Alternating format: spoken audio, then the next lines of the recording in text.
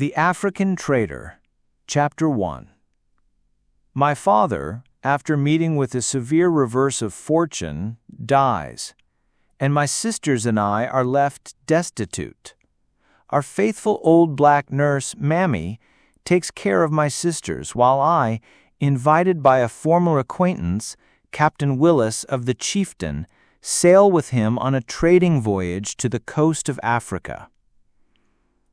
Our school was breaking up for the midsummer holidays.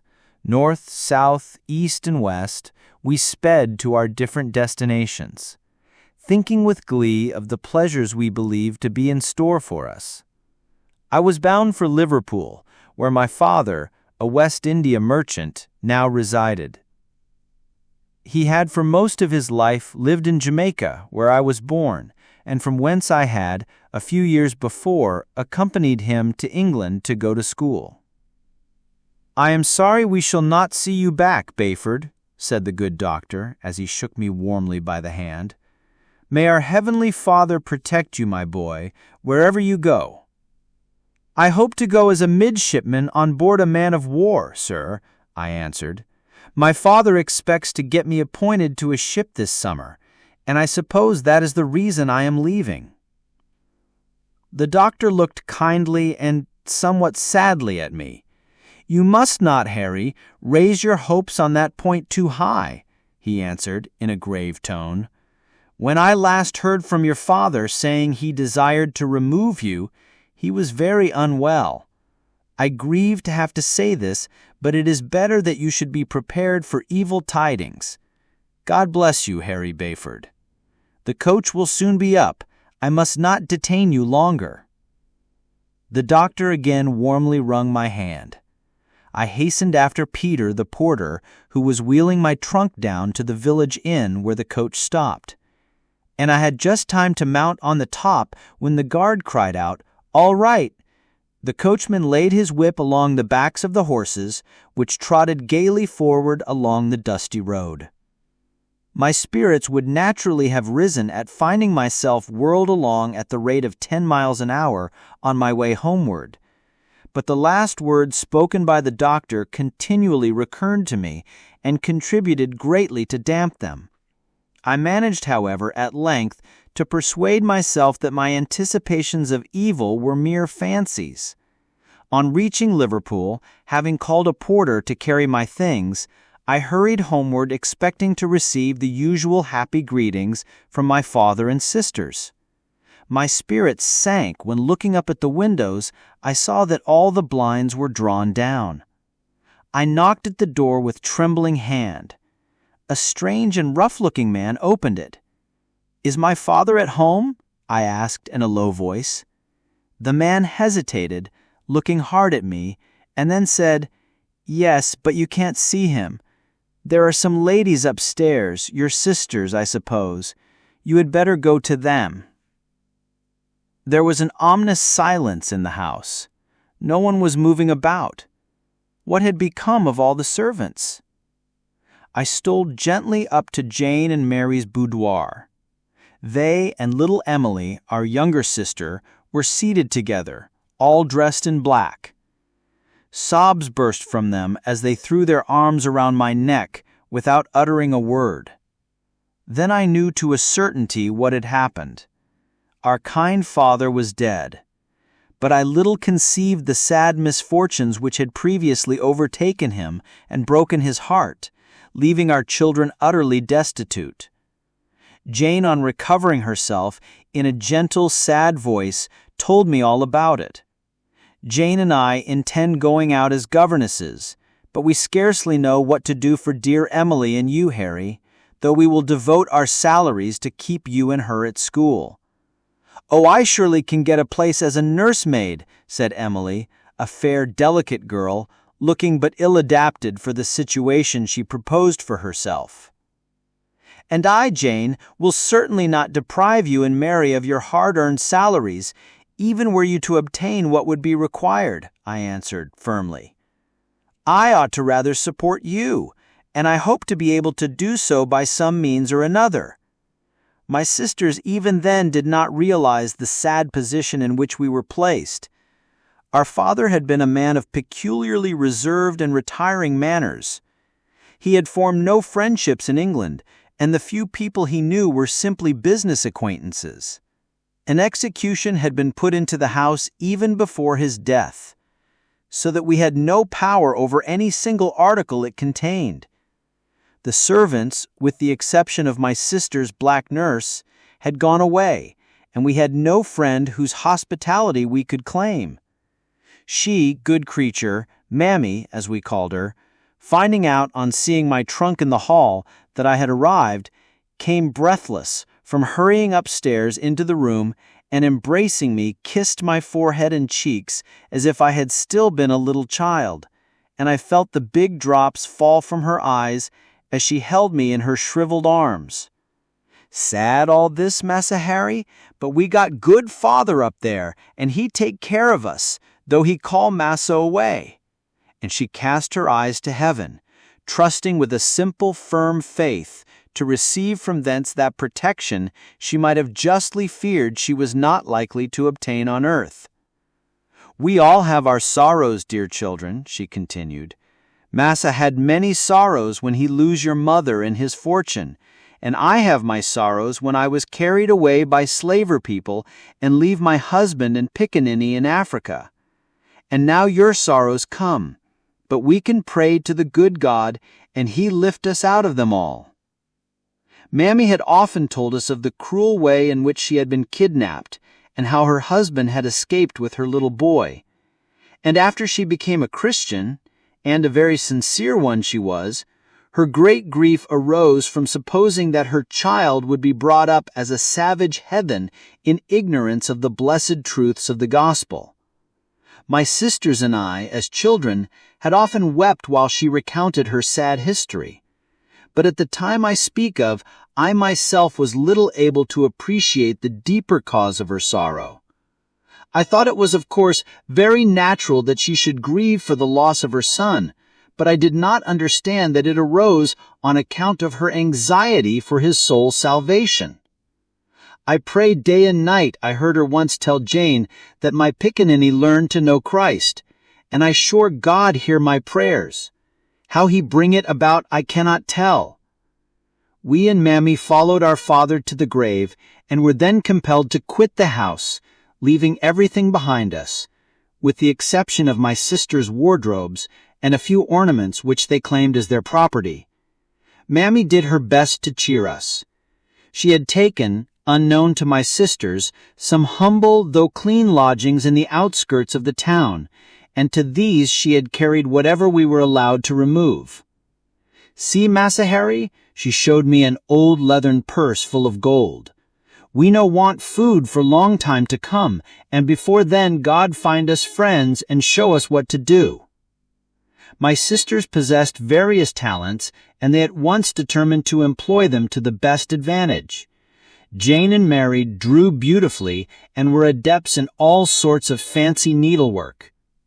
Emily, though young, had written one or two pretty tales, and we were sure that she was destined to be an authoress. Mammy therefore entreated them not to separate, assuring them that her only pleasure on earth would be to labor and assist in protecting them. Had they no other motive, for her sake alone, they would have been anxious to follow her advice. I was the only one of the family who felt unable to do anything for myself. I wrote too bad a hand to allow me any hopes of obtaining a situation in a counting house, and though I would have gone out as an errand boy or page rather than be a burden to my sisters, I was sure they would not permit this. And besides, I felt that by my taking an inferior position, they would be lowered in the cold eyes of the world.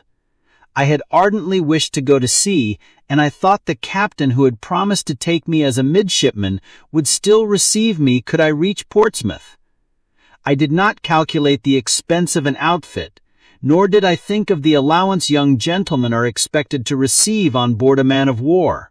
I had wandered one day down to the docks to indulge myself in the sight of the shipping, contemplating the possibility of obtaining a berth on board one of the fine vessels I saw fitting out, and had been standing for some time on the quay when I observed a tall, good-looking man, in the dress of a merchantman's captain, step out of a boat, which had apparently come from a black, rakish-looking brigantine lying a short distance out in the stream. I looked at him hard, for suddenly it occurred to me that I remembered his features. Yes, I was certain. He had been junior mate of the Fair Rosamond, in which vessel we had come home from Jamaica, and a great chum of mine. "Mr. Willis," I said, "do you remember me? I am Harry Bayford." "Not by looks, but by your voice and eyes, I do, my boy," he answered, grasping my hand and shaking it heartily. "But what has happened? I see you are in mourning." I told him of my father's misfortunes and death, and as we walked along, frankly opened out on my views and plans. "You will have no chance in the Navy without means or friends, Harry," he answered. "There's no use thinking about the matter. But if your mind is set on going to sea, I'll take you, and do my best to make a sailor of you. I have command of the Chieftain, an African trader, the brigantine you see off in the stream there. Though we do not profess to take midshipmen, I'll give you a berth in my cabin, and I don't see that in the long run you will run more risk than you would have to go through on board vessels trading to other parts of the world." "Thank you, Captain Willis, very much," I exclaimed. "I little expected so soon to go to sea." "Don't talk of thanks, Harry.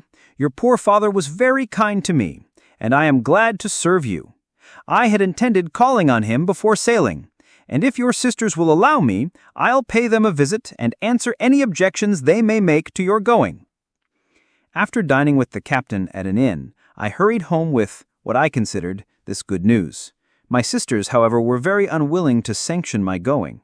They had heard so much of the deadly climate of the African coast and of dangers from slavers and pirates that they dreaded the risk I should run. Captain Willis, according to his promise, called the next day and not without difficulty quieted their apprehensions. Mammy, though unwilling to part with me, still couldn't help feeling a deep interest in my undertaking, as she thought that I was going to visit her own still-loved country, and while assisting my sisters to prepare my outfit, she entertained me with an account of its beauties and wonders, while I promised to bring her back all sorts of things which I expected to collect. "And suppose, Mammy, I was to fall in with your little Picagnoni, shall I bring him back to you?" I asked, with the thoughtlessness of a boy, certainly not intending to hurt her feelings. She dropped her work, gazing at me with a tearful eye. "Him fine little black boy, big as you when 4-year-old, she said, and stopped, as if in thought, and then added, "Ah, Massa Harry, he no little boy now though, him great big man like him father. You no know him, I no know him." "But what is his name, Mammy? That would be of use," I said. "Him called Chibo," she answered, heaving a deep sigh. "But Africa great big country, thousands and thousands of people. You no find Chibo among them. God only find him. His eye everywhere. He hears Mammy's prayers. That is great comfort." "That it is indeed," said Jane, fearing that my careless remarks had needlessly grieved poor Mammy by raising long dormant feelings in her heart. "And oh, my dear Harry, if you are brought into danger and inclined to despair, and I fear you will have many dangers to go through, recollect that those who love you at home are earnestly praying for you, and at the same time never forget to pray for yourself, and to feel assured that God will hear our united prayers and preserve you in the way He thinks best." "I will try to remember," I said, "but do not fancy, Jane, that I am going to run my head into all sorts of dangers. I dare say we will have a very pleasant voyage out, and be back again in a few months with a full cargo of palm oil, ivory, gold dust, and all sorts of precious things, such as I understand Captain Willis is going to trade for." "You will not forget Chibo, though, Massa Harry," said Mammy in a low voice. The idea that I might meet her son was evidently taking strong possession of her mind. "That I will not," I answered.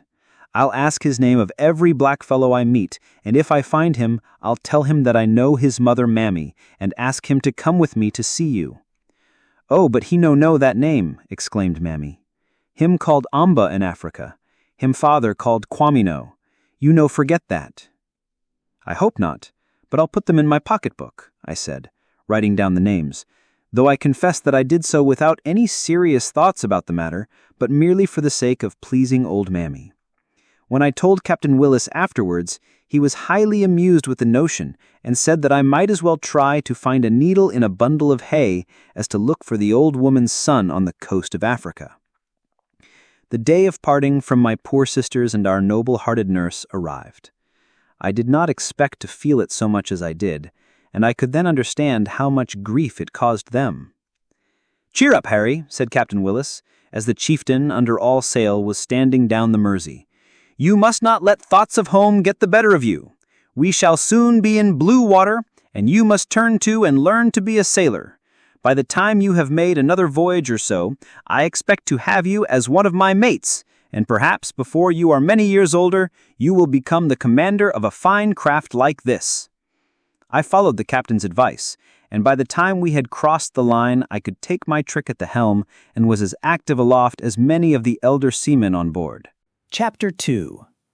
The chieftain arrives off the coast of Africa, and we carry on a brisk trade with the natives, who come off to us through the surf. At length, Captain Willis proposes to run up the river Bonny to complete our cargo. Not forgetful of my promise to Mammy, I make inquiries for her son, Chibo. It was my morning watch. I was indulging in the pleasure particularly enjoyable after sweltering in the close, hot atmosphere of the cabin, of paddling about with bare feet on the wet deck, over which I and some of the men were heaving buckets of water, while others were lustily using holystones and scrubbing brushes under the superintendence of Mr. Westby, the first mate. The black cook was lighting his fire in the caboose, from whence a wreath of smoke ascended almost perpendicularly in the clear atmosphere. The sea was smooth as glass, but every now and then a slowly heaving swell lifted the vessel and caused her sails, which hung down against the masts, to give a loud flap, while here and there the surface was broken by the fin or snout of some monster of the deep swimming round us. Our monkey, Quaco, who had been turned out of his usual resting place, was exhibiting more than his ordinary agility. Springing about the rigging and chattering loudly, now making his way aloft, whence he looked eastwards, and now returning to the caboose as if to communicate his ideas to his sable friend. "What makes Quaco so frisky this morning?" I asked of Dick Radforth, the boatswain, a sturdy, broad-shouldered man of iron frame, who, with trousers tucked up and bare arms brawny as those of Hercules, was standing, bucket in hand, near me, deluging the deck with water. "He smells his native land, Harry," he answered, "and thinks he is going to pay a visit to his kith and kindred. We shall have to keep him moored pretty fast, or he will be off into the woods to find them. I have a notion you will get a sight of it before long, when the sea breeze sets in and sends the old barkie through the water." "What, the coast of Africa?" I exclaimed, and thoughts of that wonderful region, with its unexplored rivers, its gloomy forests, and its black-skinned inhabitants, with their barbarous customs and superstitious rites, rose in my mind. "Aye, sure, and it will be a pleasant day when we take our departure from the land and see the last of it," observed Dick. "If those niggers would trade like other people, we might make quick work of it and be away home again in a few weeks. But we may thank our stars if we get a full cargo by this time next year, without leaving some of our number behind." "What, I should not fancy that any of our fellows were likely to desert," I observed. "No, but they are likely to get pressed by a chap who won't let go of his grip of them again." "Who is that?" I asked. "Yellow-fingered Jack, we call him sometimes, the coast fever," said Dick. "If they would but take better care of themselves and not drink those poisonous spirits and sleep on shore at night, they might keep out of his clutches. I give this as a hint to you, Harry. I've been there a score of times, and I'm pretty well seasoned, but I have felt his grip, though I do not fear him now." I thanked the boatswain for his advice. It was given, I suspected, for others' benefit as well as mine. As the bright, hot red sun rose in the sky, casting his beams down on us and making the pitch bubble up from the seams in the deck as it had not infrequently during the voyage, a few cat's paws were seen playing over the mirror-like deep. The sails bulged out occasionally, again to hang down as before. Then once more they swelled out with the gentle breeze, and the brigantine glided through the water, gradually increasing her speed. I was eagerly looking out for the coast. At length it came in sight, its distant outline rendered indistinct by the misty pall that hung over it. As we drew nearer, its forest-covered heights had a particularly gloomy and somber appearance, which made me think of the cruelties I had heard were practiced on those shores, of the barbarous slave trade, of the fearful idolatries of its dark-skinned children, of its wild beasts, and of its deadly fevers. There was nothing exhilarating, nothing to give promise of pleasure or amusement. As our gallant brigantine glided gaily on, sending the sparkling foam from her bows through the tiny wavelets of the ocean, which glittered in the radiance of a blue and cloudless sky, and her sails filled with the fresh sea breeze, these feelings rapidly wore off. Now, on either side, appeared a fleet of fishing canoes, the wild songs of their naked crews coming across the water as, with rugged sails of matting lolling at their ease, they steered towards the shore. We overtook some of them, and such a jabber as they set up, talking to each other or hailing us, I had never heard. Being near enough to the dangerous coast, we hove to and watched them as they fearlessly made their way to shore on the summits of a succession of rollers that burst in fearful breakers on the beach. With our glasses, we could see hundreds of dingy figures like black ants, hurrying down to meet them and to assist in hauling up their canoes. As I cast my eye along the coast, I could see many a bay and headland bordered with a rim of glittering white sand fringed by an unbroken line of sparkling surf. Now we could make out the mud walls and thatched roofs of the native villages scattered here and there along the shore, mostly nestling amid groves of graceful coconut trees, while further inland appeared at distant intervals that giant monarch of the tropical forest, the silk cotton tree, stretching its mighty limbs upwards towards the sky and far and wide around. Such was my first view of the African coast. "Well, what do you think of it?" asked Captain Willis. "It looks better than I expected," I said, "but I don't see how we are ever going to reach it, much less carry on any trade with the people. How can we possibly send any goods on shore?" "You will see presently," he answered. "We have hoisted our trading signal, and before long we'll have plenty of dealers alongside. If some other vessel has been before us, we may have to wait some days till the black merchants can bring more goods down from the interior. The people about here are imbued with the very spirit of commerce. They understand, too, how to make a sharp bargain. We have to be wide awake, or naked savages as they are, they will contrive to outwit us." Our various assortments of cotton and other goods had been got up from the hold, ready for the expected trade. The captain had also taken out from his strongbox a supply of sovereigns and Spanish dollars, should coin be demanded, though he relied chiefly on the more advantageous proceeding of barter.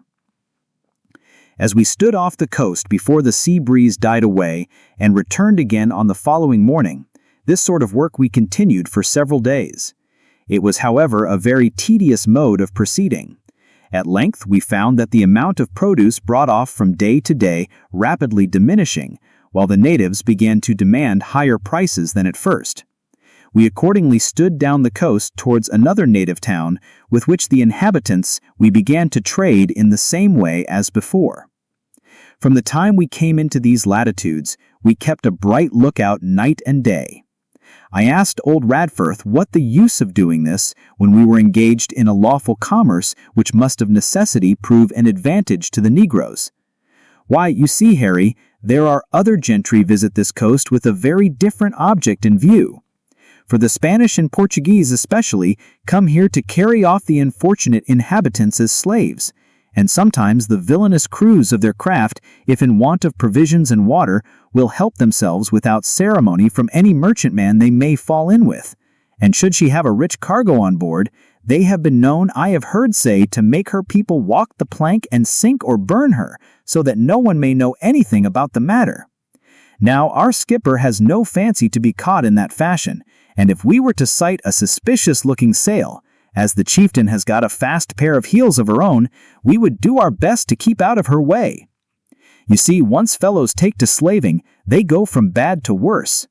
I've known something of the trade in my time, and it made my heart turn sick to see the way in which they crowd hundreds of their fellow creatures down on the slave decks of their vessels, packed as close together as herrings in a cask, for their run across the Atlantic to the Brazils or Cuba.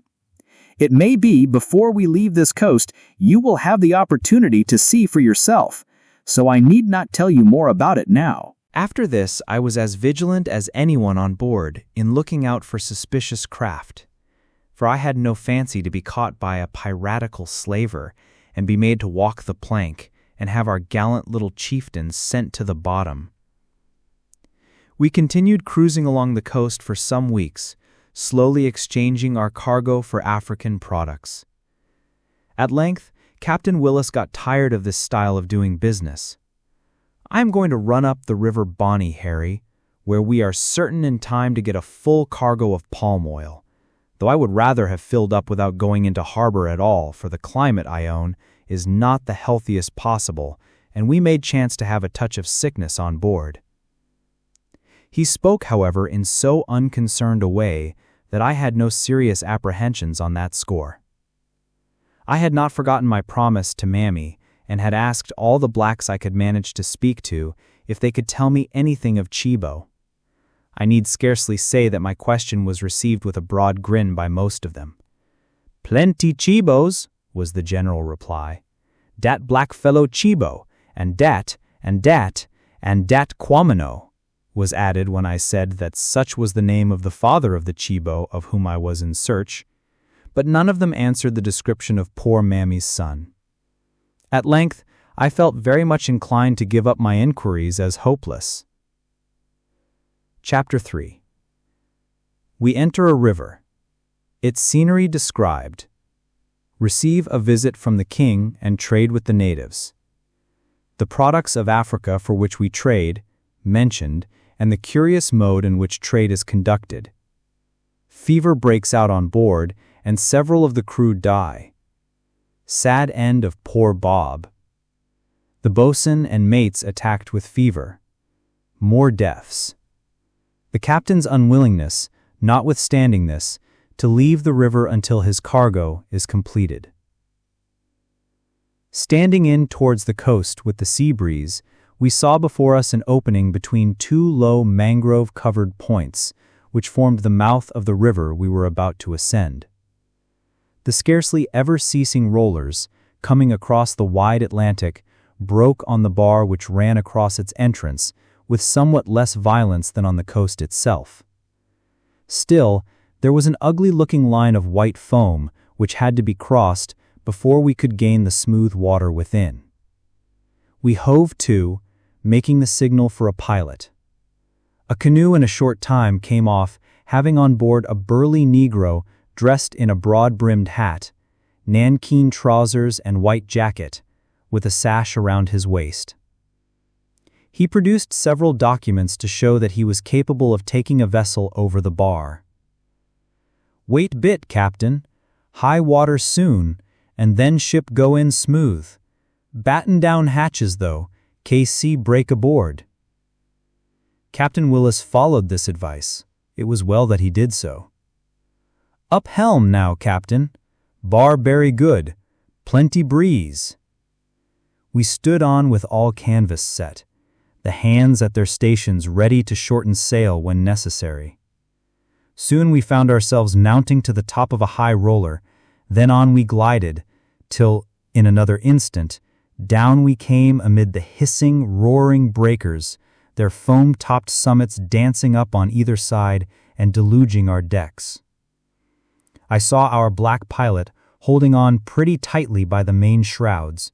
I followed his example, for I expected every moment to feel the vessel's keel touching the bar, when I knew that, if she were to hang there even for the shortest possible time, the following sea might break over her stem and make a clean sweep of her deck. On she sped, though, lifted by another huge roller. Downwards we then glided, amid the eddying, creamy waters onto the calm surface of the river, up which the next minute we were gliding rapidly. The appearance of the banks on either side was not attractive. As far as the eye could reach, was one dense jungle of mangrove bushes, and though we ran on for several miles, it in no way improved.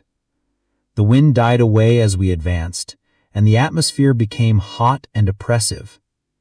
I had expected to see pleasant openings with neat cottages, plantations of maize, rice, and other grain, pepper, palms, and palmettos, but instead a uniform line of the somber-tinted mangrove alone presented itself, the trees just too high to prevent us from having a view of them of any more attractive scenery which might have existed beyond. I asked our black pilot when we should come to the town.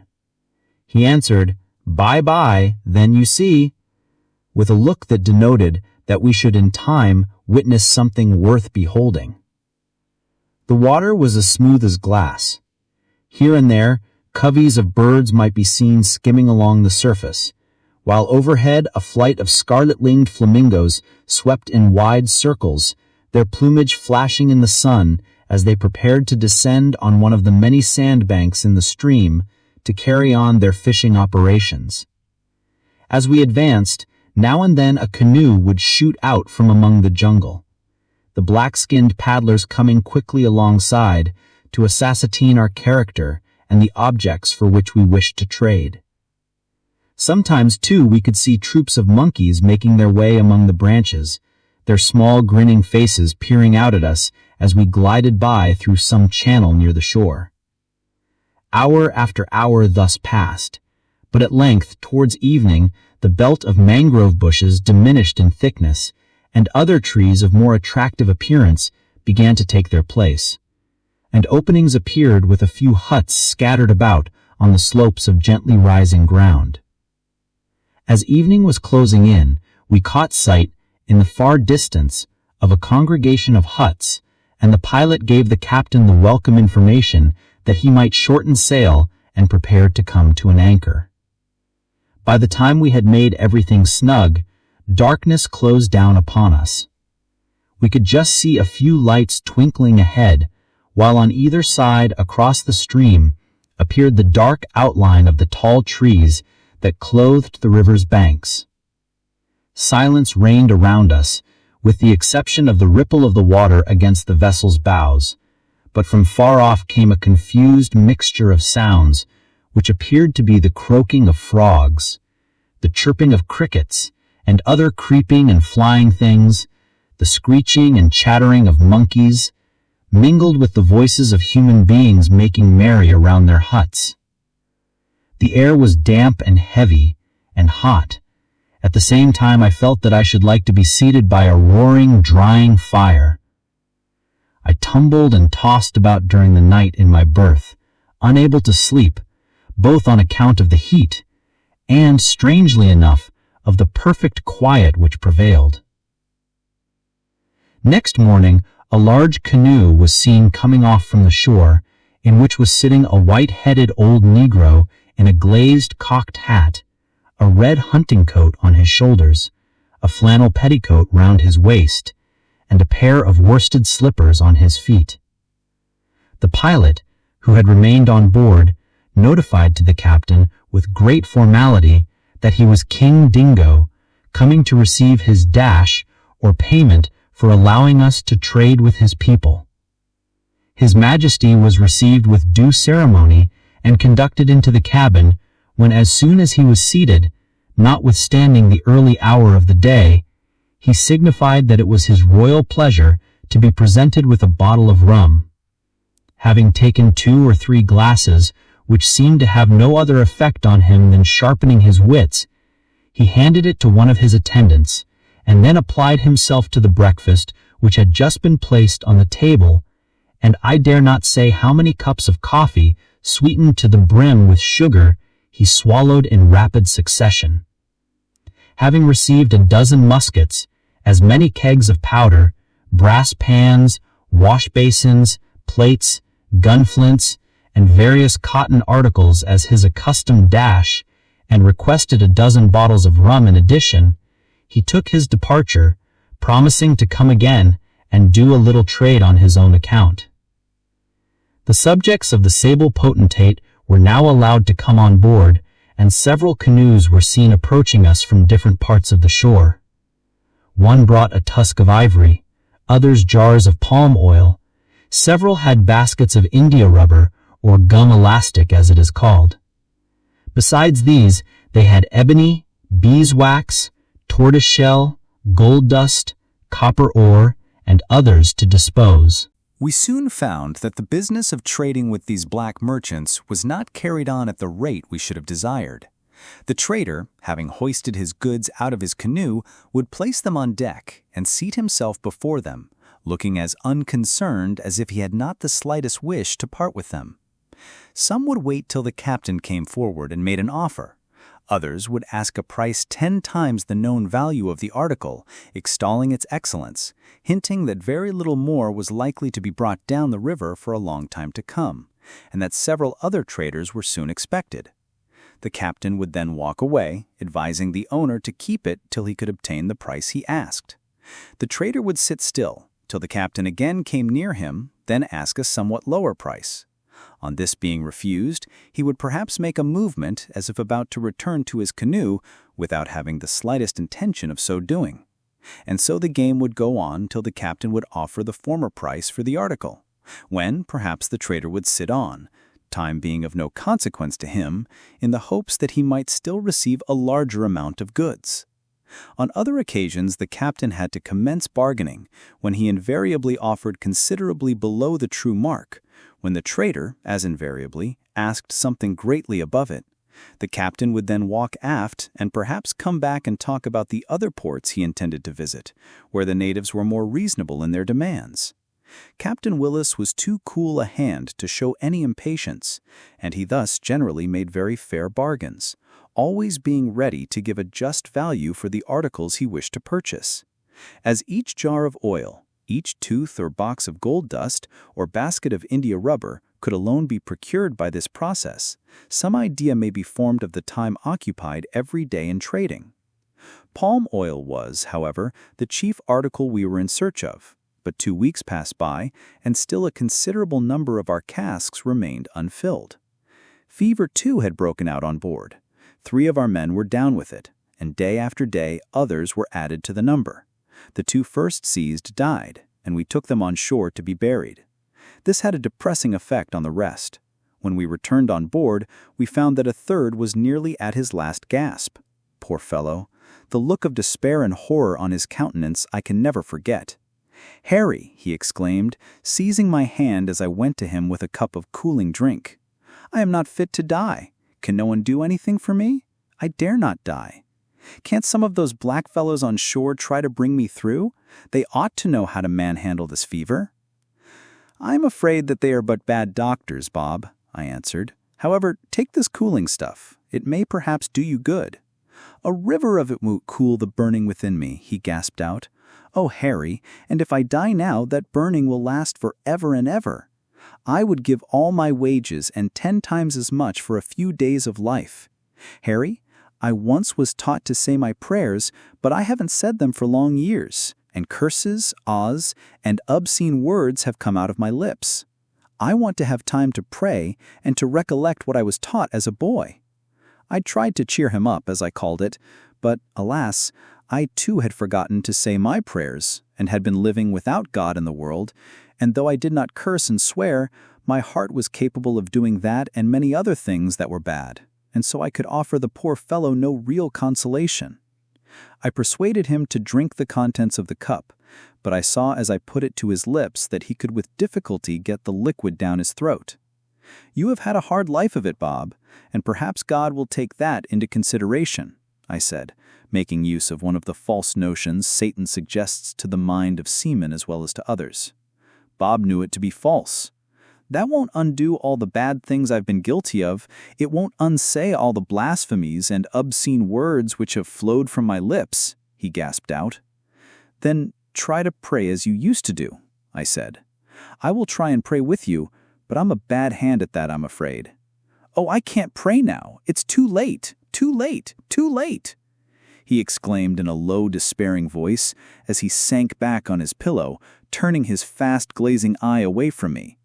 He had been delirious for some time before then, but his senses had lately been restored, He seemed instinctively to feel that I could offer him none of the consolation he needed.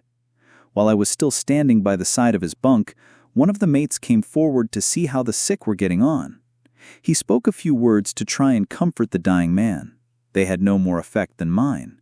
He only groaned out, "It's too late, too late, too late." His voice rapidly grew weaker. There was a slight convulsive struggle. The mate lifted his hand. It fell down by his side. "Poor Bob is gone," he said. "There will be more following before long, I fear. If I was the captain, I would get out of this river without waiting for a full cargo, or we shall not have hands enough to take the vessel home." This scene made a deep impression on me. Too late, continued sounding in my ears. What if I were to be brought to utter the same expression? Where was poor Bob now? I tried not to think about the matter, but still those fearful words, "too late," would come back to me. Then I tried to persuade myself that I was young and strong, and as I had led a very different sort of life to most of the men, I was more likely than anyone to escape the gripe of the fever. We had another trip on shore to bury poor Bob. The captain seemed sorry for him. He was a man of better education than his messmates, though, to be sure, he had been a wild chap, he observed to me. Bob's conscience had been awakened. That of the others remained hardened or fast asleep. And they died as they lived, foul, unwashed, unfit to enter a pure and holy heaven. I am drawing a sad and painful picture, but it is a true one. I did not understand then how full of horror it was, though I thought it very sad to lose so many of our crew. We continued to carry on trade as before, and the captain sent messengers urging the natives to hurry in bringing palm oil on board. But they showed no inclination to hurry themselves. And as to quitting the river till he had a full cargo on board, he had no intention of doing that. Hitherto the officers had escaped, but one morning the second mate reported that the first mate was unable to leave his berth, though he believed that it was nothing particular. But Dick Radford, who was considered to be the strongest man on board, when he had tried to get up that morning, had been unable to rise. The captain sent me forward to see him. Some hours must have passed since he was attacked. He was fearfully changed, but still conscious.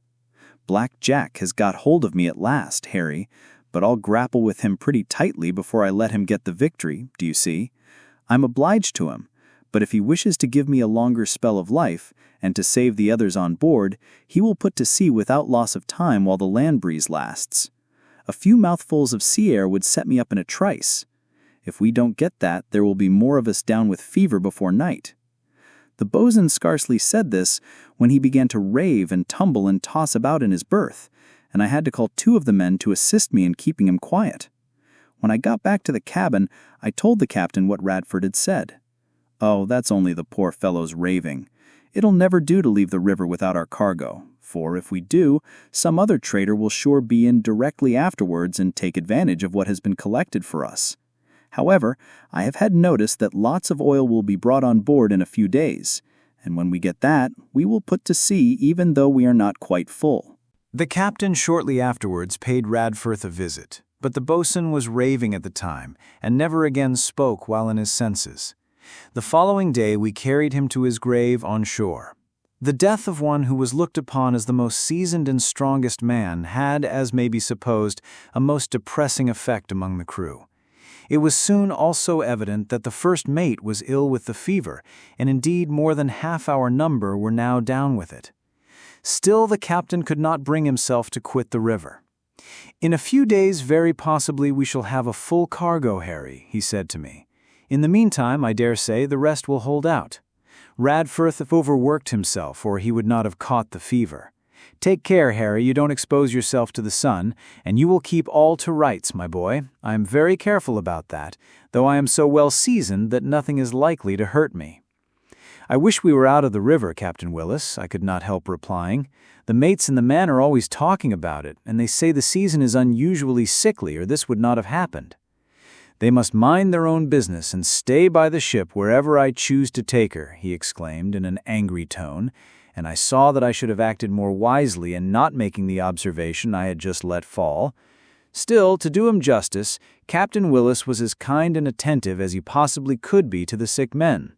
He constantly visited the first mate and treated him as if he had been a brother. All this time not a word about religion was spoken on board. I had, it is true, a Bible in my chest put there by my sisters, but I had forgotten all about it, and there was not another in the ship. Except in the instance I have mentioned, and in one or two others, not even the sick men seemed concerned about their souls. The only consolation which those in health could offer to them was the hope that they might recover. "Cheer up, Dick," or "Cheer up, Tom, you'll struggle through it, never say die. You'll be right again before long, old boy," and such like expressions were uttered over and over again, often to those at their last gasp. And so the poor fellows went out of the world, believing that they were going to recover and enjoy once more the base pursuits and unholy pleasures in which their souls delighted. Alas, I have often thought what a fearful waking up there must have been of those I had thus seen taking their departure from this world. Yet the rest of us remained as hardened and, in most cases, as fearless of consequences as before. The death of the first mate, which very soon occurred, made the second mate, I perceived, somewhat more anxious than before about himself. The first mate had been a strong, healthy man, and had often before been out on the coast, while the second mate was always rather sickly, and this was his first visit to the shores of Africa. Whether or not his fears had an effect on him, I cannot say, but he began to look very ill and became every day more anxious about himself. The captain tried to arouse him, telling him that we should be at sea, enjoying the fresh breeze in a few days, and that he must hold out till then. "Still, it is of no use, Harry," he said to me as I was walking the deck with him one evening, trying to get a few mouthfuls of air.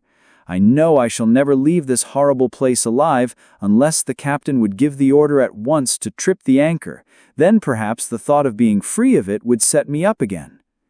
I told the captain when I went into the cabin what the poor mate had said, for I really thought our going away might be the means of saving his life, as well as that of others aboard. He took what I said in very good part, but was as obstinately bent in remaining as before. "Those are all fancies, Harry," he answered. "He has taken it into his head that he is to die, and that is as likely to kill him as the fever itself." "But then he fancies that he would get well if we were at sea," I replied.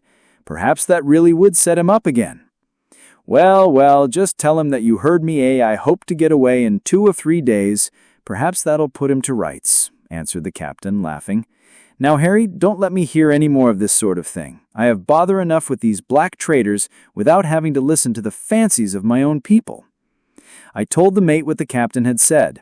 If the vessel does get away at the time he mentioned, I hope that I might be able to help in taking her to sea. If not, mark my words, Harry, there will be a good many more of us down with the fever. He spoke too truly. The traders continued to arrive but slowly as before with their oil. The captain waited and waited like an angler anxious to catch more fish. Before the week was over, the second mate was dead, and we had only 2 men fit for duty on board. Chapter 4. More victims to the fever. The captain himself attacked. We shipped some crewmen and other blacks, among whom is a Christian, Paul Bolingo. Paul instructs the captain and me in the truth. Captain Willis gets somewhat better, and we prepare for sea. The ship was almost full, and we had a few more empty casks, and were expecting some traders on board during the day with oil, which would fill them up. When I turned out of my berth, just as morning broke, I found the captain seated in his cabin, with his head resting on his hands. He felt a little ill, he acknowledged, but said he was sure it was nothing. "We will get under way at daylight tomorrow morning, when the tide makes down, and I shall soon be all to rights," he observed. Still, I could not help remarking that he looked pale and moved with difficulty. "I have agreed to ship 6 crewmen and 2 or 3 other black seamen who are knocking about here," he added. "This fever has made us terribly short-handed, but I hope the fellows who are sick will come round when we are in blue water again. Harry, go forward and see how they are getting on, and send Tom Raven to me." Raven was one of the 2 men who had hitherto escaped the fever, and being a good seaman, had been promoted to the rank of mate. I went on deck, but saw neither him nor Grinham, the other man. I made my way forward to where the crew were berthed, under the top-gallant forecastle, expecting to find them there. Grinham was in his berth. He and 2 other poor fellows were groaning and tossing with fever, but the rest were perfectly quiet. I thought they were asleep. What was my horror, on looking into their berths, to find that their sleep was that of death. "Water, water," murmured Grinham. I ran and fetched some, and as I gave it to him, I asked where Raven was.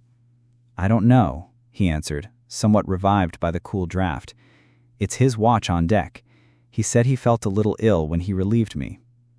Having done what I could for the other man, I went to look for Raven. I found him in the second mate's berth. He too was ill with fever, and seemed to have forgotten that he ought to have been on deck and that the vessel had been left without anyone to look out. I told him that the captain had resolved to put to sea the next day. "Had he gone a week ago, the lives of some of us might have been saved, but it is too late now," he answered with a groan. Sick at heart, after attending to him, I returned to the cabin to make my report to the captain. "What, all? Everyone is sick," he exclaimed, sighing deeply. "Then God have mercy upon us. You must not fall ill, Harry." "Not if I can help it, sir," I replied. He said he must keep up, and if he could get these crewmen on board, we would still put to sea. They are trustworthy fellows, and Harry, you must be my mate. You are somewhat young, but you have got a head on your shoulders. You must keep your wits alive." "I'll do my best, sir," I answered, feeling not a little proud of the rank to which I thus was raised. I had indeed for some time past been performing the duties of mate, supercargo, steward, and indeed lending a hand to the black cook, Sambo, and indeed lending a hand to everything which required to be done. Now, Sambo and I were literally the only two people capable of working on board. The captain himself, I feared greatly, had got the fever, notwithstanding his assertions to the contrary. It was surprising that I, the youngest in the ship and least inured to the climate, had escaped. I had always been very healthy, had never done anything to hurt my constitution, and had followed the captain's advice in keeping out of the sun, and was inclined to feel somewhat self-satisfied on that account, not considering that it was owing to God's mercy and loving kindness that I had been preserved. The captain said he would go and see Raven, but having got up, after moving a few paces, he sat down again with a groan, and a deadly pallor came over his countenance. He felt that he too had got the fever. I advised him to lie down again and rest, but to that he would not consent. He was determined to carry on the trade as usual during the day, and to get ready for sea as soon as the black seamen, whom he expected every hour on board, arrived. He sent me up frequently to see whether they were coming off, and now, too late, he seemed as anxious as anyone had been to get the vessel out of the river. I was thankful, at length, when I found 2 canoes alongside with the expected blacks. The crewmen were fine, athletic fellows, neatly dressed in shirts and trousers, and having all served on board men of war or in merchant vessels, spoke a little English. They had been hired by the captain's agent on shore, and as their wages had been settled, and they knew the duties they were required to perform, they went to work at once under their headman, who had been appointed to act as boatswain, and seemed to be inclined to be orderly and obedient. Besides the crewmen, there were, as I have before said, several other black seamen engaged, who had mostly been recaptured slaves, and then afterwards entered on board men of war or merchant vessels touching at Sierra Leone. I was struck by the manner of one of them, a fine active man, as I, now the only representative of the chieftain's officers and crew, stood near the gangway to receive them. Touching his hat in a respectful manner, he asked after the captain. "He know me. Paul Bolingo. I sail once with him some time ago. He kind man, so I come again." I told him that the captain was rather unwell. He had charged me not to let the blacks fancy that he had the fever. I added that I was sure he would be glad to see him in the cabin. "I go when you tell me come on board," answered Paul. "Sorry to hear him ill." "Oh, he says it's nothing," I observed, "and as soon as the tide serves we are to go down the river and put to sea." I made this remark in obedience to the captain's instructions. I now gave directions to the black boatswain to get the cargo stowed without delay. The captain was much pleased to hear that Paul Bolingo had joined the vessel, and said he would see him once. "I remember him well, a good steady fellow," he observed. I told Paul to come down, and he received a friendly welcome. I then reminded the captain that there was another duty to be performed. It was to bury the men who had died during the night. This was beyond the strength of those who still survived. "I see to it, sir," said Paul. "The sooner the better," then observed the captain, and when you return, we will trip the anchor if there is wind enough to help us along." 4 bodies were lowered into the canoe, and Paul and some of his companions took them on shore. He had fastened them up in canvas, for there was no time to make coffins. Indeed, the carpenter was among them. I would have liked to accompany him to pay the last mark of respect I could to the poor fellows, but there were too many duties to be performed on board to allow of this. I watched them, however, through the glass as they stood on the beach which formed our burial place. To my surprise, after the graves were dug, I observed Paul Bolingo take off his hat, his companions imitating his example, when he seemed to be lifting up his hands in prayer. Then he addressed a number of natives who were standing around, and the bodies were carefully lowered into the graves and covered up. When he returned on board, I told him that the captain was very much obliged to him for what he had done. "And I saw too," I observed, "that you were praying for the poor fellows." "No, massa, me no pray for them," he answered. "If when they died they loved Jesus Christ, then they no want my prayers. If they no love him, then he no love them. No, massa, me pray for those that stand around and for those still alive. I prayed that God's Holy Spirit would come into their hearts and told them to love Jesus and that he died for sinners. I prayed that they would hear his word and love him and serve him. Then I tell them that Jesus Christ came down on earth and become man and be obedient to God and do all that, and then God say that one who not deserve punishment being punished, he will forgive all those his dear Son present to him who love him and serve him. Then I tell them that Jesus Christ died for them, and that if they trust to him, he put away all their sins, and God not look at their sins any more.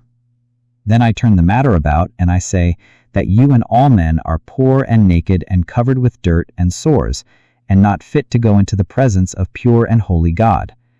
But if you love Christ and trust that he died and was punished instead of you, then he put on you a white robe, cover you with his righteousness, and then when you go to God, he no longer see that you are poor and naked, but he only see the white robe, and he say, now you may come into this pure and bright heaven and live with me. Then once more I say, again, look here, God put you into this world and you owe God everything. You ought to obey him and serve him and give him all your strength and health and try to please him in all things every moment of your life. Then I remind them that none of us do it. So we owe God a debt, and the longer we live, the greater the debt. It is not then all the things that we do that God reckon, but the many things that we ought to do and which we leave undone. We receive all the good things from God, and we give him nothing in return. Then we have no means to pay this debt, so Jesus Christ, because he love us, say he pay it, and God say he accept his payment, and set us free. Then I say to the people, do you believe this? If you do, and try to love God, and serve God, and do what Jesus Christ did when he was on earth, then you have living faith, and you are free, and God no say longer that you owe him debt, but he call you his dear children. And when you leave this world, he receive you in heaven. Why, Paul, I exclaimed, after listening with astonishment to what he had said, I little expected to hear such things come out of I was going to say Negro's mouth, but changed it to African sailor's mouth. You ought to be a missionary. Every Christian man ought to be a missionary, he answered. If he loved the Lord Jesus and know that the Lord Jesus loved him, then he ought to tell that love to others. And if he knows the value of his own soul, then he values the souls of others and tried to win those souls for Christ. The truth is, Massa, I do want to be a missionary, and I seek to go to England to learn more. I there learn to preach the gospel, and when I come back, I carry the glad tidings of salvation to my ignorant countrymen. I was very much struck with Paul's earnestness and zeal, though at that time I could scarcely comprehend all he said. I myself knew nothing experimentally of the great love of Jesus of which he spoke. The poor black Christian was far more enlightened than I was. Still, I felt a satisfaction at having him on board. He at once showed that he was not a mere theoretical Christian, for as soon as his duty on board the ship was over, he devoted himself to attending on the sick men. All the hours he could snatch from sleep he spent by the side of their bunks, urging them to trust to Jesus and to repent of their sins while yet there was time. The poor second mate grew worse and worse. Paul visited him, and he heard from the lips of the black seaman, perhaps for the first time, the full and free message of salvation. And I believe, from what Paul told me, and from the remarks the mate made to me before he died, that he had fully accepted God's gracious offer of reconciliation. I am going ahead, though, too fast in my narrative. Before the morning came that we were to have left our anchorage, Captain Willis himself was laid prostrate with the fever, and now having no one on board to navigate the vessel, we could not venture to sea. I would have done my best to find our way to Sierra Leone, but the black boatswain refused to leave the harbor without an officer capable of taking charge of the brigantine. We were compelled, therefore, to wait till Captain Willis should recover sufficiently, or till the arrival of another English vessel which could spare one of her mates to take charge of the chieftain. Before many days were over, Captain Willis and Sambo, the black cook, and I were the only persons of those who had come into the river still alive on board. Had the crewmen been badly disposed, they might, without difficulty, have taken possession of the vessel and made off with her rich cargo. But they appeared, as far as I could judge, to intend to act faithfully and perform their various duties as well as if the captain's eye had been constantly upon them. About Paul I had no doubt. Little as I knew of vital religion myself, I was sure that he was a true man and that he acted according to his professions. Nothing could exceed his attention to the captain. He or I were constantly at his bedside, and Paul showed considerable skill in treating the disease. I believe that it was mainly owing to him, through God's mercy, that the captain did not succumb to it as the rest of the crew had. "Paul," said the captain one morning when he felt himself getting a little better, "I owe you my life. I will try not to forget you." "Oh, no, Captain. Poor fellow like me not able to do you good. Give God the praise," he answered solemnly, looking upwards. "Oh, if you did but know how God loves you, how he takes care of you and gives you all the good things of life, and saves you from danger, and wishes you to come and live with him and be happy forever and ever. You would try to love him and serve him and obey him in all things." "I don't think that God can care for one who has cared so little for him," answered the captain. "I don't mean to say that I call myself a bad man, or that I have many great sins on my conscience, and so I suppose if I died, he would not shut me out of heaven altogether." "Captain," said Paul, fixing his eyes steadily on him, "the devil told you that. He a liar from the beginning. God says, 'There is none that doeth good, no, not one.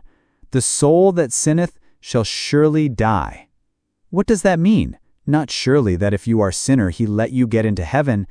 I ask you, Captain, whether you are a sinner or whether you are pure and holy, and trust to Christ and love Christ, and fit to go and live forever and ever in the pure and holy heaven with him.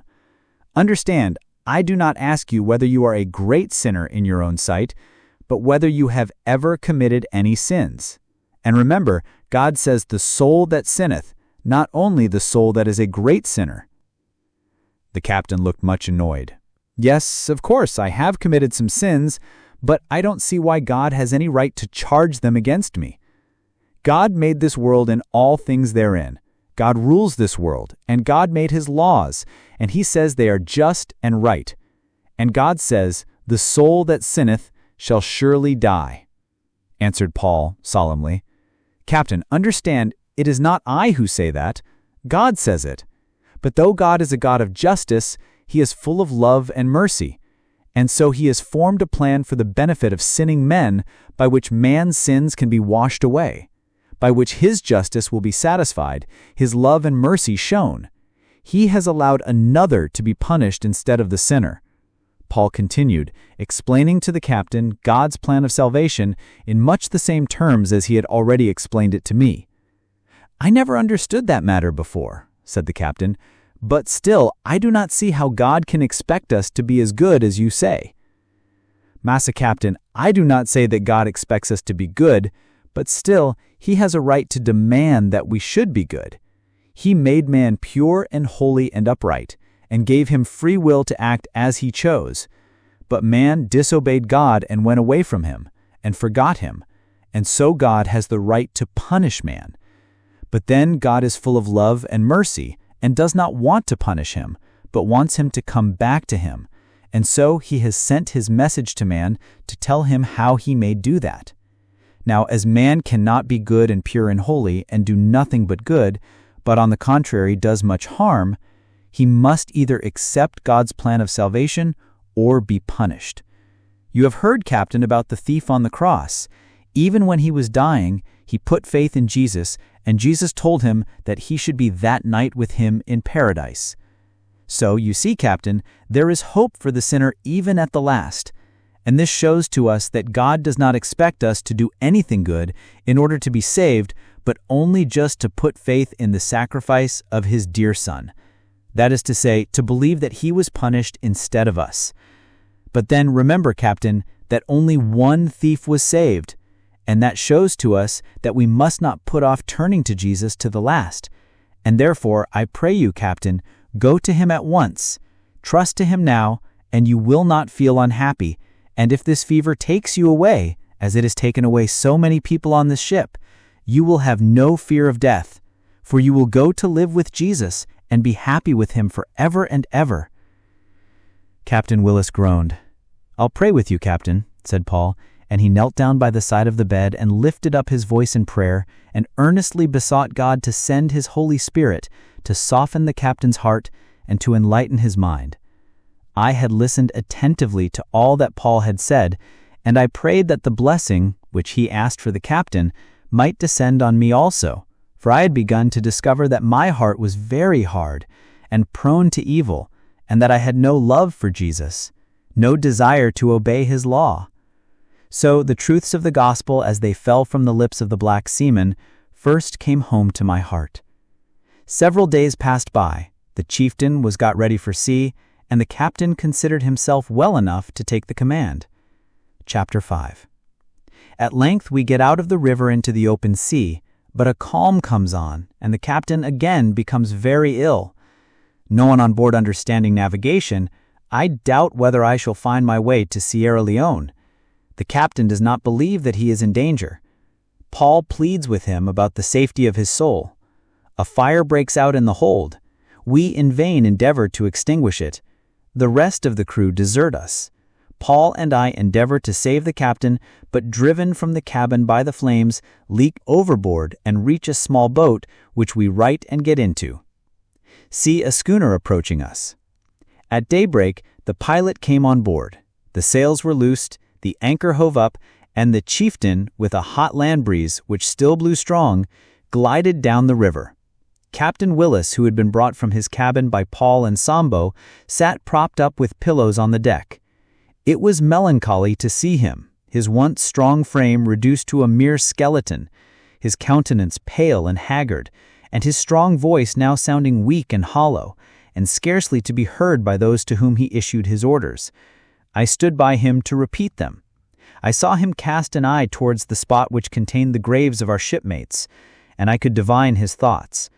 Perhaps he might have reflected that, had he not been so greedy for gain, many of them might be still alive, while he himself might be enjoying health and strength. The mangrove-covered shores looked even more somber and monotonous than before in the gray light of morning as we glided down between them. The air was hot and oppressive and full of pestilence, and it seemed a wonder to me that I should have lived so many weeks while breathing such an atmosphere. I dreaded lest the breeze should fail us, and we should be compelled to spend another night under its influence. But the wind held, the tide was in our favor, and we had nearly reached the mouth of the river before the wind dropped, and we had to bring up. A few minutes afterwards, the fresh sea breeze came rushing in, pure and sweet, and comparatively cool. With what delight did I gulp it down! I quickly felt like another creature. The captain also seemed to revive rapidly under its influence, and I began to hope that he would ultimately recover. I eagerly watched the sparkling lines of white foam as the ocean waves, meeting the ebbing current of the river, broke across the bar. How I longed for the evening when the land breeze would again fill our sails and carry us out into the open, bounding ocean. It seemed to me that then all difficulty would be past, and we should only have to shape our course for England and steer on till we should reach it. The captain, unwilling again to go below, sat all day on deck under an awning, ready for the moment when we might venture to weigh anchor. It came at last. Just before sunset, the hot wind began to blow. Although the bar still wore a threatening aspect, the pilot declared that, without fear, we might venture over it. Not a moment was lost. On we stood towards it. In a short time, foaming breakers were hissing and bubbling around us. Once more I felt the vessel rising to the heaving wave and welcomed the showers of spray which flew over her deck. On she sped, but very slowly. Now she sank downwards, and it seemed as if the next roller would send her back on the bar. It glided under her, however, and then she appeared floating, as it were almost at rest on its summit, and then downward she slid, slowly making her onward way. In a few minutes more we were in the free open ocean, and the dark somber river with its gloomy associations was far astern. Every inch of canvas the vessel could carry was set, that we might get a good offing before nightfall, when a calm was to be expected. "I never wish to see that place again," I could not help exclaiming. "Don't say that, Harry," answered the captain. "We may hope to have better luck the next time. If you ever want to grow rich, you must run some risk.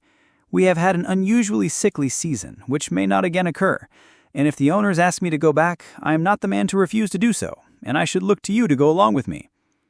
Can it be possible, I thought, that a man, after running so fearful a risk, would willingly again expose himself to the same danger, merely for the sake of rapidly gaining wealth? I forgot at the moment that people not only hazard their health, but their souls for that object. Had I remembered the fact, I should not have been surprised at what the captain had said. We had gotten out of sight of land, but the wind was very light, and we made little progress. In a short time it fell calm altogether, and the vessel lay like a log on the water. The heat was too great, and the captain appeared to suffer from it. It was evident, indeed, that he was falling rapidly back, and now he had no strength to come on deck. I was much alarmed on his account, for I thought it too likely that, after appearing to be so near recovery, he would die. I was anxious on our own account, for knowing so little as I did about navigation, I could not tell how I should take the vessel into port. I got out a chart and studied it, and marked the spot where I believed we then were. I then drew a line from it to Sierra Leone, the place for which I intended to steer. It lay about northwest of us, and I hoped that if I could sight the land to the southward, I might coast along till I came to it. There were, however, I knew strong currents running, which might take us out of our course, and we might have contrary winds which would further increase the difficulty. I thought that very likely some of the blacks knew more about the matter than I did, but I did not like to confess my apprehensions to them lest they might be tempted to play some trick and perhaps run away with the vessel altogether. The only person in whom I could confide was Paul. I knew that I could trust him thoroughly, but then I suspected that he was not a better navigator than I was, since he had only served on board a man-of-war and merchantman, when he would not have been able to learn anything about the matter. The captain caught sight of me through the open door of his berth as I was poring over the chart spread out on the table of the main cabin. "What are you about, Harry?" he asked. I told him that I was looking at the chart to see what course we ought to steer. "Don't trouble yourself about that, lad. I shall be well as soon as the breeze comes. It's this hot calm that keeps me down. If the wind had continued, I should have been myself by this time, though I have had a narrow squeak for it, I'll allow." His face looked so pale and haggard, his eyes so sunken, his voice so weak and trembling that I could not help fearing that he was mistaken. I was unwilling to alarm him, but it was so important that I should know how to act in case of his death that I could not help saying, "But suppose anything was to happen to you, sir, what should you advise me to do?" "I do not intend that anything shall happen to me, Harry. After having gotten this valuable cargo on board, we must not think of such a thing. Why, Harry, in all my voyages I have never collected so rich a freight." "I earnestly hope that you may recover your health, sir," I said. "I mentioned the subject simply in case of accidents, and I did not suppose that you would be offended." "Of course I am not, Harry. You don't suppose that I am a coward and afraid to die, and if it was not for the sake of the vessel and her freight, I should not care so much about the matter. But it would never do now to knock under, so don't, Harry, put those gloomy thoughts into my head again." On going on deck, I told Paul my fears about the captain. "Yes, he very bad, but I'm more sorry about his soul. He think more about the cargo which may go to the bottom in one moment, than of his soul which live forever and ever. Oh, Master Harry, we must speak again to him about that. We will plead with him with tears in our eyes that he think about his soul, and we will tell him not to trouble about the vessel." Without loss of time, we went to the captain. At first he listened somewhat coldly to what Paul said, but he did not grow angry. "I thank you for interesting yourself about me," he said at last. "You may be right, and if you will pray with me, I will try to join you." Paul and I thereon knelt down, as we had done before, and Paul in very plain language earnestly besought God to send his Holy Spirit to soften the captain's heart, to show him that he was a lost sinner and had need of a Savior, to enlighten his mind, and to enable him to take hold of Christ as the only way whereby he could be saved. The captain remained for a long time afterwards silent. At length he put out his hand and grasped Paul's. "I see it now," he said, sighing deeply. "I have been and still am a great sinner. Oh, that I knew better how I could be saved." "Believe on the Lord Jesus Christ, and thou shalt be saved," Paul said in a firm voice. "That is God's loving message. He sends no other. And Captain, if all the ministers of your country were to come to you, they could bring you no other. If you do believe on Jesus and are to die this very day, he says to you just what he said when hanging on the cross on Calvary to the dying thief, 'This night thou shalt be with me in paradise.'" The captain was greatly moved, and I heard him, between his sobs, exclaiming, "Lord, I believe. Help thou my unbelief." Oh, how necessary is that prayer, and I'm sure it is one which is always answered, when the sinner is truly desirous of turning from his sins and is seeking by every means in his power to strengthen his belief. I had got out my Bible several days before, and I now read it constantly to the captain, as well as to myself. Whenever I came to a passage which seemed to meet his case, he desired me to read it over and over again. Notwithstanding this, the desire was strong within him to recover, for the sake of carrying home the vessel and her rich freight in safety. That was but natural, and I earnestly hoped that he might be restored to health. Instead, however, of gaining strength, he appeared to grow weaker and weaker. The calm had now continued for several days. Often, as I looked over the side, I saw dark triangular fins just rising above the surface and moving here and there around the ship, and frequently the whole form of the monster could be discerned as it glided by. And when I saw its keen, cruel eyes glancing up towards me, I felt a shudder pass through my frame, such as, according to the vulgar notion, a person feels when it is said that someone is walking over his grave. Occasionally, when anything was thrown overboard, a white flash was seen rising out of the deep, and a large pair of jaws armed with sharp teeth, opening, gulped it down, and directly afterwards the creature went swimming on, watching for any other dainty morsel which might come in its way. How dreadful it would be to fall overboard, I thought. Calm as the sea is, a person with those creatures around would have very little chance of escaping with life. Dark clouds had been gathering around, and the wavelets began to play over the hitherto calm ocean. Although as yet there was not much wind, the sails were trimmed, and by the captain's orders, the vessel was put on a northwest course. I concluded, consequently, that he, at all events, intended touching at Sierra Leone to obtain a mate and some white hands. The wind, however, rapidly increased, sail was taken in, and before long it was blowing a perfect hurricane. This made the poor captain more anxious than ever to get on deck. But when he attempted to move, he found that he had not strength even to sit up. The wind howled and whistled, the vessel tumbled fearfully about, and the seas which rose up in foaming masses frequently broke on board, deluging her deck. I had gone down to the captain, who had directed me to visit him every quarter of an hour to let him know how things were going on, when as I entered the cabin, I discovered a strong smell of burning, and directly afterwards I saw thin wreaths of black smoke making their way through the forward bulkhead. The dreadful conviction came upon me that the vessel was on fire. I sprang on deck, and calling the boatswain and Paul, I told them my fears.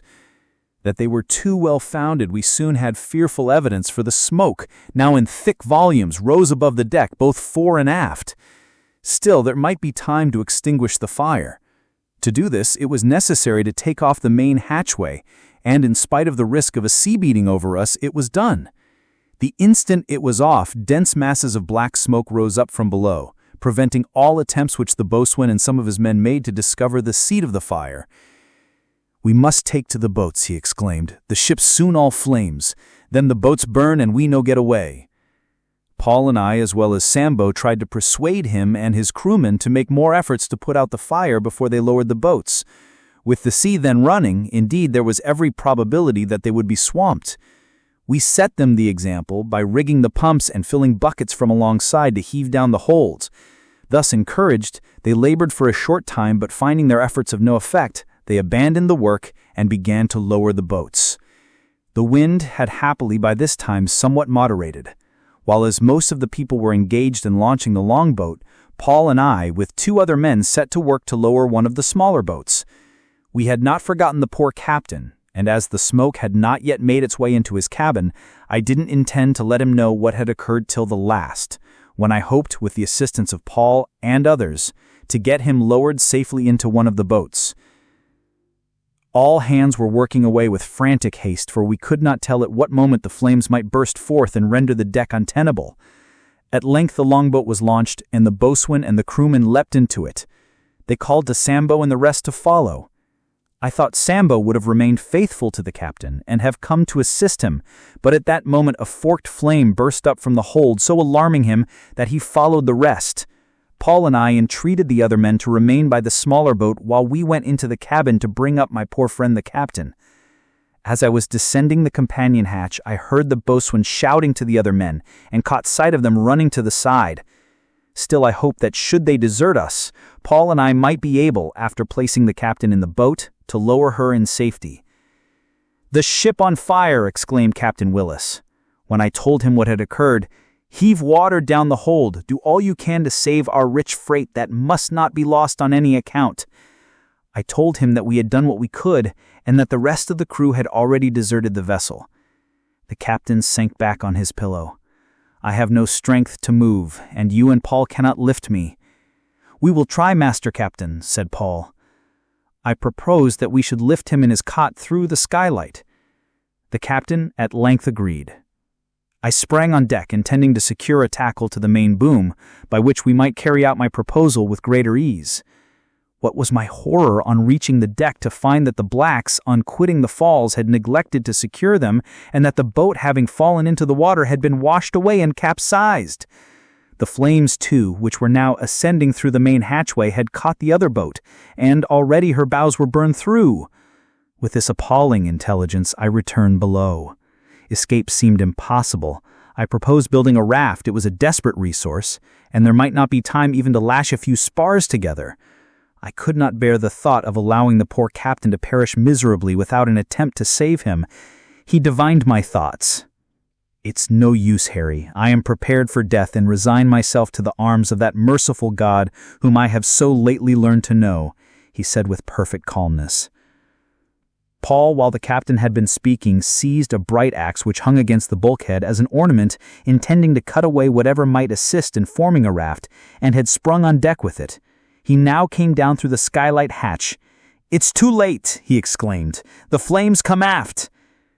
He spoke too truly. At that instant dense masses of smoke rushed into the cabin, and the flames burst through the after bulkhead. I was scorched by the heat and almost suffocated. So dense was the smoke which filled the captain's berth that I could no longer see him. I felt Paul grasping my hand. "Come, Harry, come. Too late to save poor captain," he said, dragging me after him. I was almost stifled and gasped for breath. In another moment I would have fallen. Indeed, I was so overcome with the smoke that I didn't know what was happening. Happily, however, I kept firm hold of Paul, and suddenly I found myself plunged headlong into the water. He had hauled me through the cabin window. "Now strike out, Massa Harry. I see boat not far. We get to her," he exclaimed. I did as he directed, but the thought of the horrid sharks I had seen swimming about the vessel almost paralyzed my senses, and every moment I expected to find myself seized by the cruel jaws of one of them. "Cheer up, Massa Harry, cheer up," shouted Paul. "There is the boat. We got friend in heaven who look after us. Never fear, we reach her soon. Cheer up." With such like cries he continued to animate me. He shouted thus, not only for that object, but to keep any sharks which might be inclined to seize us at a distance.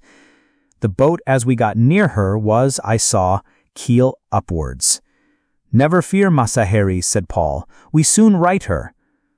At length we reached the boat, and Paul showing me the way, after some exertion, he going ahead and I keeping astern, we managed to turn her over. We then shook her from side to side till we had hove out a considerable amount of water in her. He told me to get in over the stern and to begin bailing with my hat. I did as he advised, thankful to find myself out of the grasp of the sharks. He kept splashing about with his heels and constantly turning around to see that none of the monsters were near. Looking up, I caught sight of the longboat standing away from us under sail towards the shore. It had already gotten too far away to allow of our cries reaching her, or even indeed for those on board to see us. We were thus cruelly deserted by our shipmates. We could only hope for their credit that they supposed we had already lost our lives and that there would be no use looking for us. At length, I, having partially cleared the boat, Paul also got in, and we both began bailing away as hard as we could with our hats. While thus employed, I saw a huge shark approaching, and I fancied looking disappointed at having escaped its hungry maw. Happily, by this time the sea had gone considerably down, or our task would have been rendered hopeless.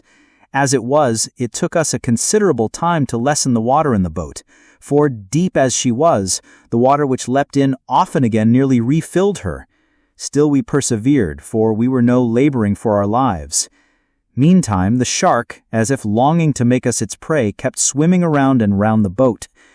At a distance, the brigantine was burning furiously, and already the flames ascending the masts had caught the rigging and sails. While as I could not help but doing, I turned my gaze at her, I saw far away in the horizon the white sail of a vessel. "A sail! A sail!" I shouted. "We are saved, Paul, we are saved!" Paul looked up for a minute. "Yes," he said, "she stand this way. The burning ship bring her down to us. She big schooner. May be good, may be bad, though." Chapter 6. A calm comes on, and we remain during the night, suffering from hunger and thirst. Paul tells me his history, and I find that he is Chibo, of whom I am in search. His joy at hearing of his mother makes him regardless of the suffering we are enduring. The schooner picks us up. Paul suspects her character. Before long, we discover that she is a slaver, and she runs up a river to receive her cargo on board.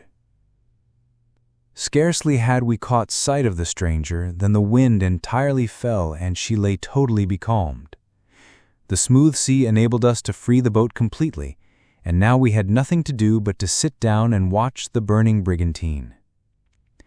First, one of the tall masts, completely encircled by the flames, fell hissing into the water.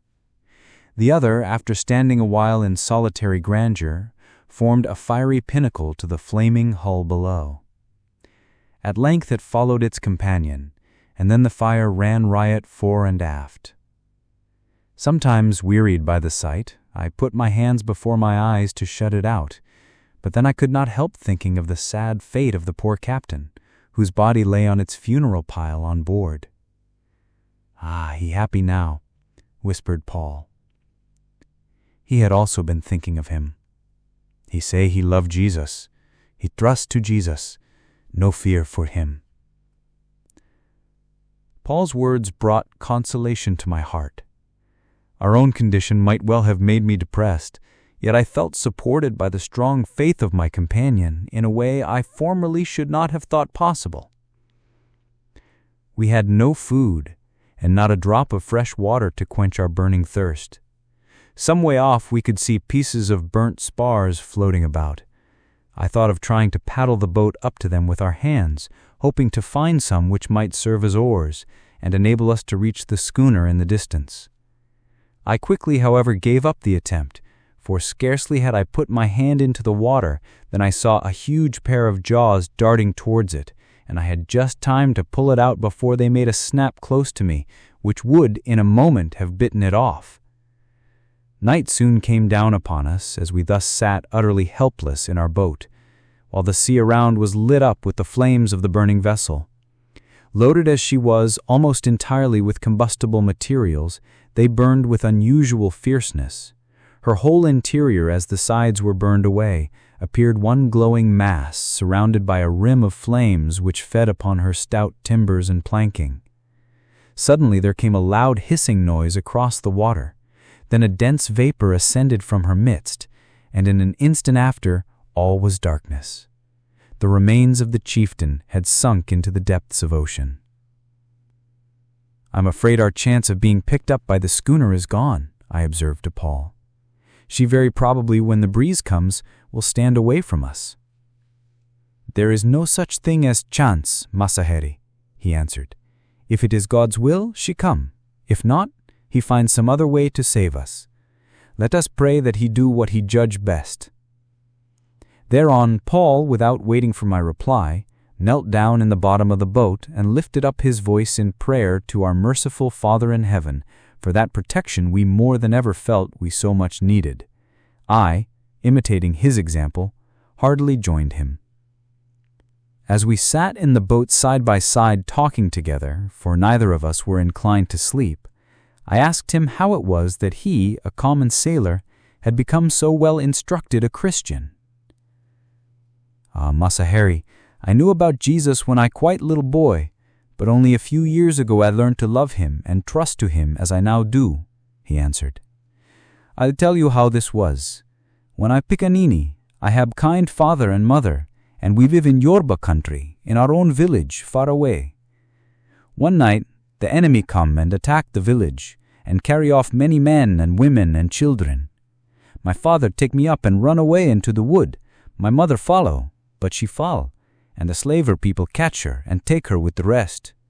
My poor father like to break him heart, but for my sake he live and hide away till the slaver people gone. He tried to find my mother, but from that day to this he never hear of her more. After some time it was told him that a great many people go to a place called Abeokuta, and that there they build town and let no slave takers come near them. So my father go there, and we live there and work and grow rich, and many more people come, and we not fear any of our enemies. All the people were heathens and prayed to the fetish.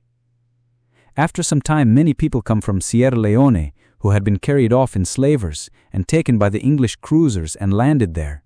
They find relatives and friends in Abeokuta, and so they stopped to live with us. Some of them had learned in Sierra Leone about God and His Son Jesus Christ, and they tell us, and many of the people of Abeokuta say they will no longer pray to the fetish, but will only pray to God and love Him and serve Him. My father was among these, and now the only thing he cared for in life was to listen to the missionaries and hear about Jesus Christ. Only one thing made him unhappy, that was that my poor mother should not learn the truth of the gospel. He knew that she was carried away by bad people, and he afraid that she become bad like them. But he prayed day and night that God in His mercy would make known to her His great love, as He had made it known to him. Oh, if I could but hear that she had become a Christian, how happy I should be, he used to say to me over and over again. Paul, you must pray for your mother with me, and I am sure that God will hear our prayers. At last my father grew sick, and he made me promise, if he die, that I would go to Sierra Leone and try to find if my mother there. My father grew worse and worse, but still him very happy, and taking my hand he say, Paul, you must meet me in heaven, and you must bring your mother there, and then we all live together forever and ever, where there are no more slave dealers, and no more war, and no more cruelty, and then him die. After that I set off to go to Sierra Leone, but slave dealer catch me on the way and take me on board slaver, with nearly 400 other blackfellows, and we were all put down in ship's hold, and carried away to the coast of Brazil.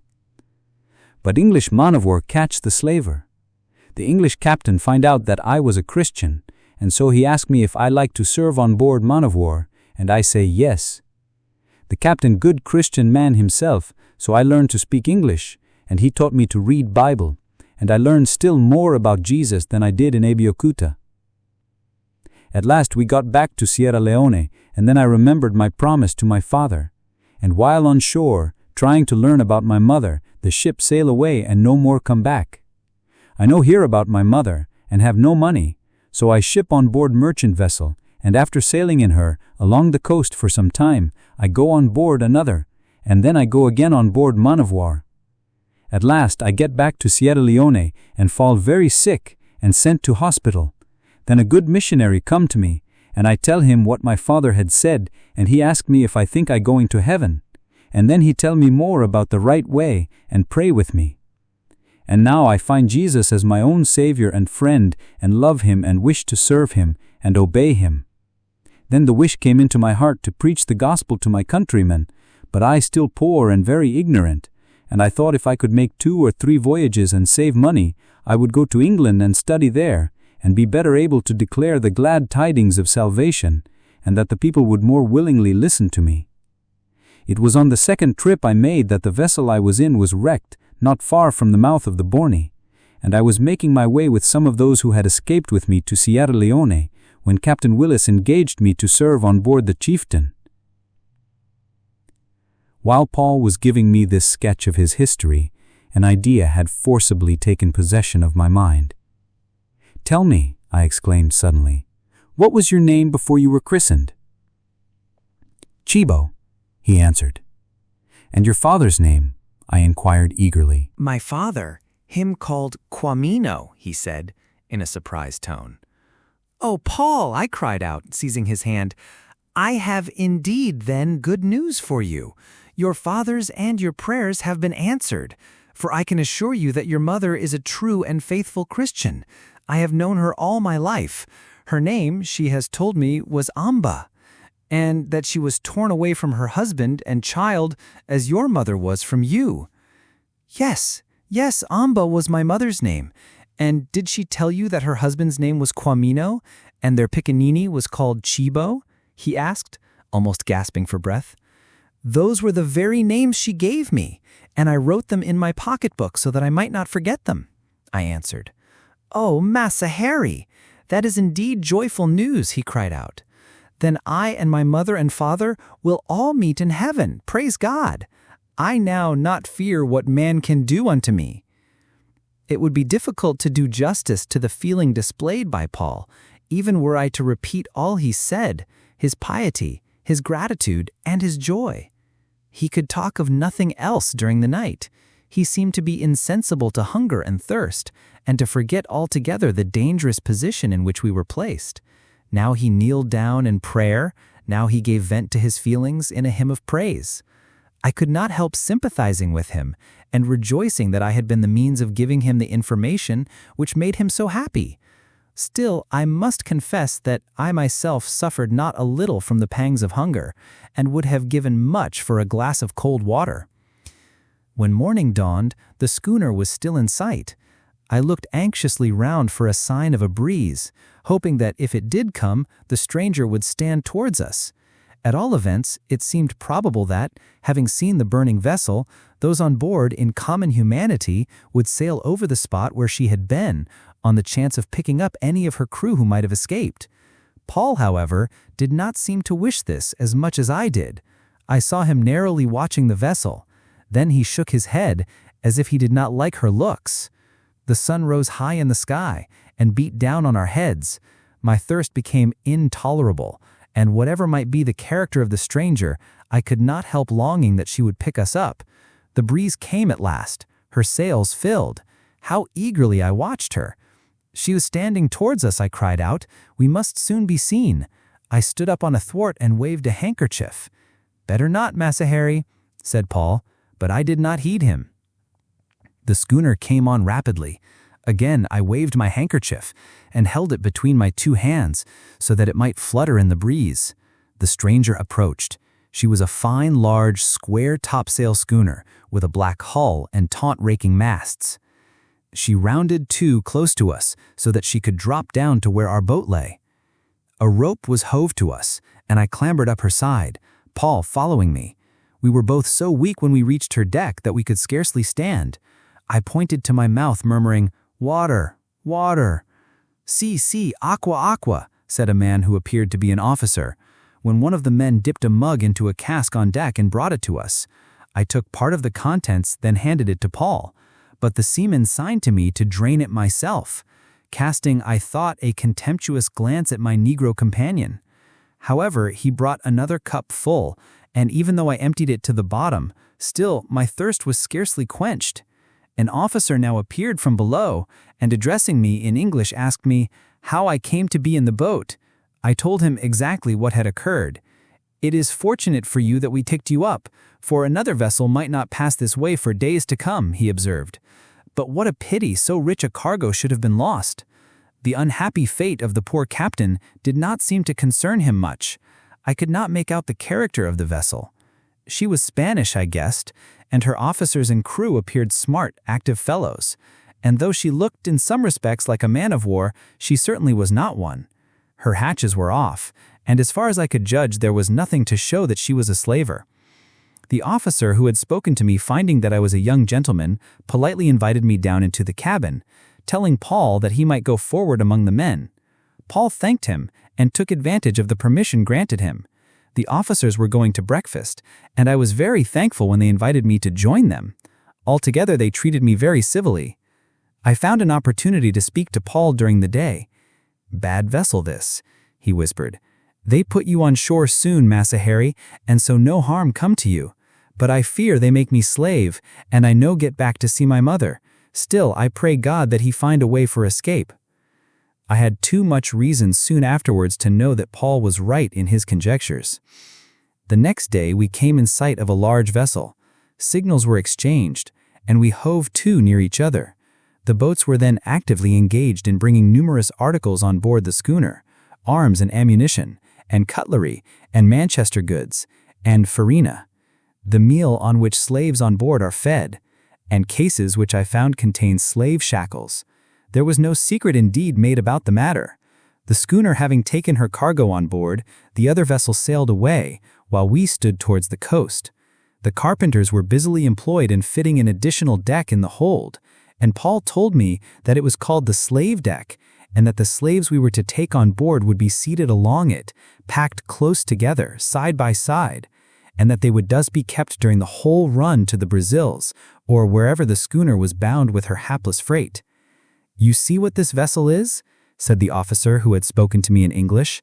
"We have saved your life, and must exact a promise from you to not appear as a witness against anyone on board, should you at any future period be called upon to do so.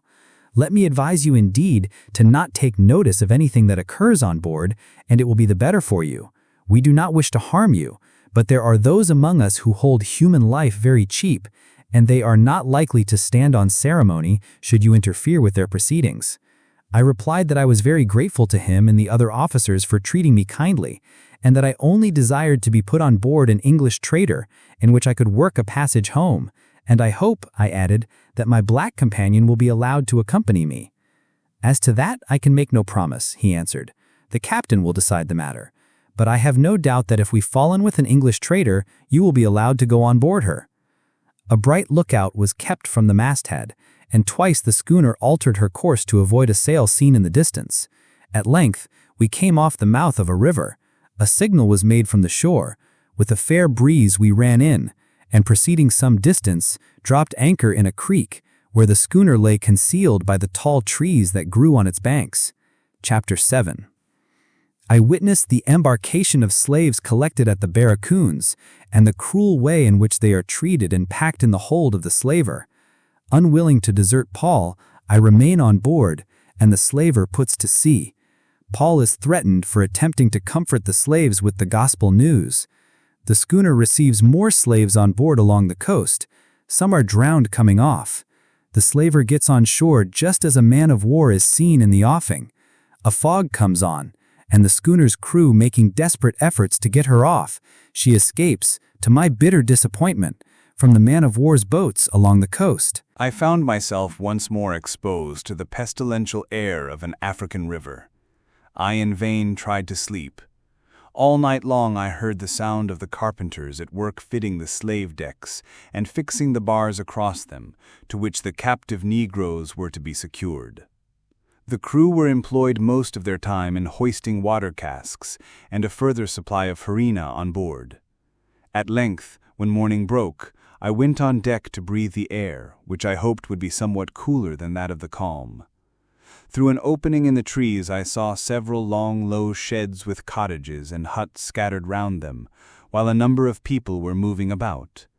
The door in the end of one of the sheds was thrown open, and there issued forth a long line of black figures, walking two and two and secured together by iron shackles round their wrists.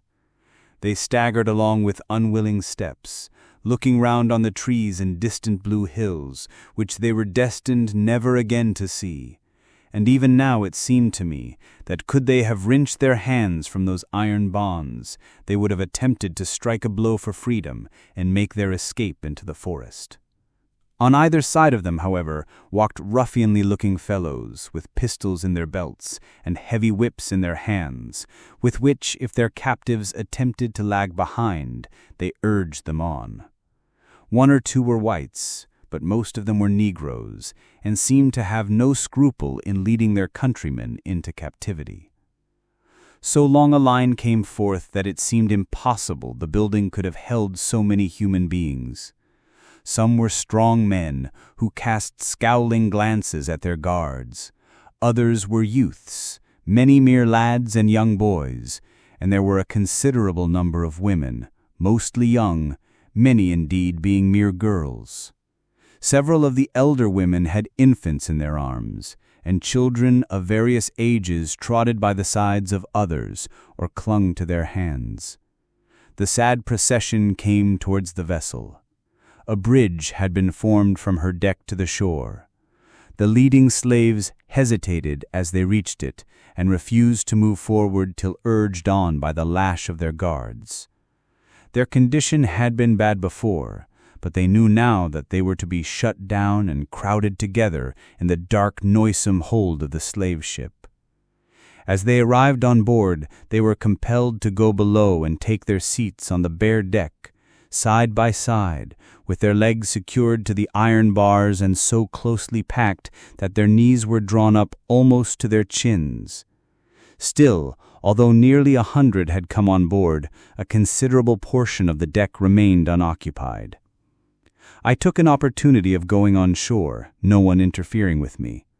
As I went through the village, I passed a house of some size, in front of which the captain was seated in the veranda with another white man, with whom he appeared to be eagerly bargaining. The latter was, I found, the principal slave dealer, to whom the sheds or barracoons in which the slaves were confined belonged. Going on, I looked into one of the barracoons. The heat and odor which proceeded from it made me unwilling to enter. It was full of blacks, seated on narrow benches with their arms and legs secured to long bars which ran in front of them. Here they had been placed as they were brought down from the interior and kept in readiness for the arrival of the slaver. This, I suspect, was the gang for whom the captain had been bargaining with their owner, as they were immediately afterwards summoned out and marched down, as the others had been, to the vessel. While I was still on shore, I saw coming through the woods another long line of captives. They had come, apparently, a long distance, for they were mostly footsore, and several could scarcely move along. Not a few were wounded, and many of the men and even of the women bore traces on their backs of the cruel lash which had been inflicted to make them hasten their steps when they had showed any unwillingness to proceed. They were allowed but a short time to rest in the barracoons, and having been fed with farina mixed into porridge, were marched down to the ship. They gazed at her with looks of dismay, for they knew that she was to convey them away over the wide ocean they had heard of but never seen, to an unknown land where they were to toil unrequited for hard taskmasters. I thought of remaining on shore rather than proceed in the slave vessel, but was unwilling to desert Paul, and he had not been allowed to land. I therefore returned, hoping to obtain his release. "You must remain with us a little longer," said my friend, the officer who spoke English, "and we will land you on another part of the coast where you are more likely than here to meet with a trader." I was compelled to comply. Indeed, I knew by his tone and manner that I should not be allowed to remain behind. All the slaves which had been collected in the depot having been received on board, the schooner cast off from the bank and proceeded down the river. As we crossed the bar, the vessel pitched heavily and shipped several seas. The poor wretches below, as the water rushed down upon them, fancying that they were about to be drowned, gave vent to piercing shrieks and cries. The Spanish crew heard them with perfect indifference, and no one, with the exception of Paul, took the slightest trouble to calm their fears. He managed to slip down into the hold and assured them that there was no danger, but he could offer them very little comfort besides as to their prospects in this world. Still, he could speak to them of another and a better land, where the weary are at rest, and the wicked cease from troubling, and to which the God of mercy invites all his creatures to come and dwell with him and be at rest.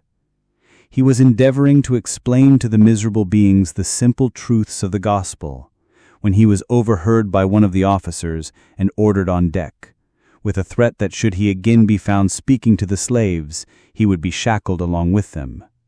We ran down the coast and came to an anchorage inshore. There were numerous huts and several large canoes drawn up on the beach, on which a heavy surf was breaking. In a short time people appeared collecting from all quarters, and a canoe came off with a burly Negro, who, as he climbed up the side, was treated with great ceremony. He was, I found, the king of that part of the country, his chief revenue being derived from slave dealing. His business with the captain was quickly concluded. A signal was made from the vessel, and soon afterwards I saw a long line of slaves coming forth from behind a wood which concealed the barracoons where they had been confined. They were marched down to the canoes and thrust in one after another in spite of their struggles. The canoes were now launched and began to make their way through the surf. 3 succeeded in getting alongside, but the 4th was overturned by a heavy roller, and the unfortunate passengers thrown out amid the foaming waters. Some, as if thus glad to escape from their persecutors, sank without making a struggle for life. Others clung to the canoe, and a few were either washed back on the beach or picked up by the surrounding canoes, to which the crew had already made their way. 8 or 10 human beings thus lost their lives, but the event seemed to cause no concern to the captain or his officers. He had only agreed to pay for those brought off to him in safety. The embarkation continued as before, and we were soon surrounded by canoes full of slaves, who were forthwith hoisted on board and stowed below. Their price, chiefly in goods, was then lowered into the canoes, which returned to the shore with much more caution than they had come out. 2 days afterwards, we obtained another addition to our cargo, still further down the coast. On this occasion we brought up in a sheltered bay. Here, the slaves were conveyed on large rafts. Every expedition was used in getting them on board, for news had been received that an English cruiser was in the neighborhood. The moment they were stowed away, the anchor was hewn up and sail was made. As we were going out, and appeared to be clear of the harbor, I heard a grating sound, and felt the vessel's keel touch the ground. At the same moment the lookout from the masthead gave notice that a sail was in sight in the offing. Every effort was made to get the schooner off, but she stuck fast. One of the officers had gone aloft with a spyglass. On his return, I observed a look of consternation in the countenance of the captain and his mates. After talking eagerly together, one of them went aloft.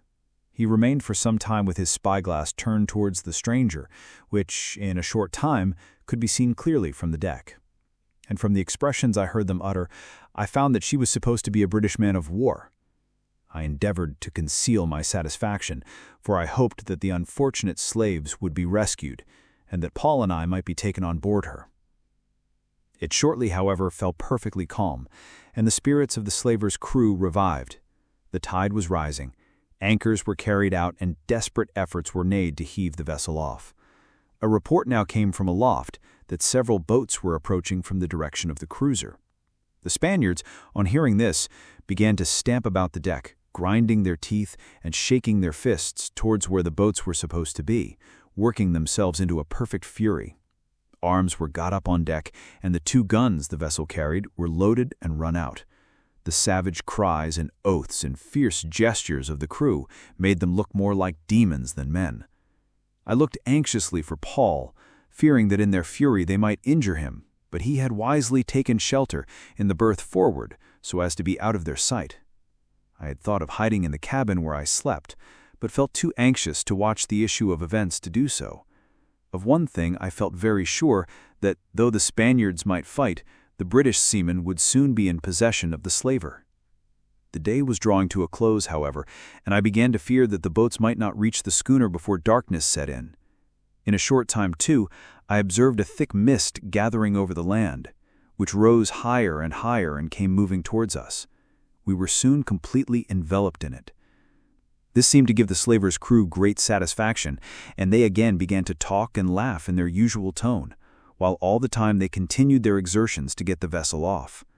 Lazy as the Spaniards are, they can work as hard as anyone when they have a sufficient motive to arouse them. I observed the captain frequently wetting his finger and holding it up, and soon I felt a light breeze blowing from the land. The sails were let fall, and the crew making another desperate effort, the schooner glided away up to her anchors. No time was lost in weighing them. I thought the crew would have shouted to show their satisfaction, but not a sound was uttered. Onward she glided, keeping close inshore.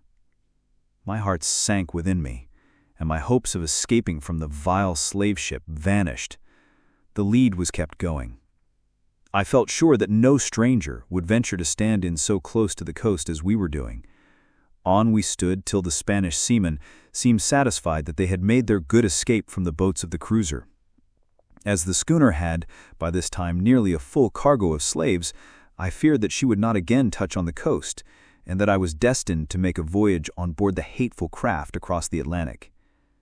Chapter 8. The Spaniards, believing the man-of-war to be far away, steer to the westward. We sight her, and she chases us. Cruel device of the slaver's crew to assist their escape, Paul, among others, being thrown overboard that the man-of-war might have to pick them up. I fear that he has been lost. My life preserved by one of the officers when threatened by the slaver's crew. The schooner escapes, but dismasted in a gale and again overtaken. Paul and my cousin Jack come on board, and I join the corvette as a midshipman. Returning to England, I restored Chibo to his mother. My adventures show that all works together for good to them who love God. Jack becomes a commander, marries my sister Mary, and I find ample means for supporting the rest of my dear sisters. The schooner ran on during the night, keeping the coast close aboard to enjoy the advantage of the land breeze. I managed to get a word with Paul to ask him whether he thought there was a probability of her making her escape.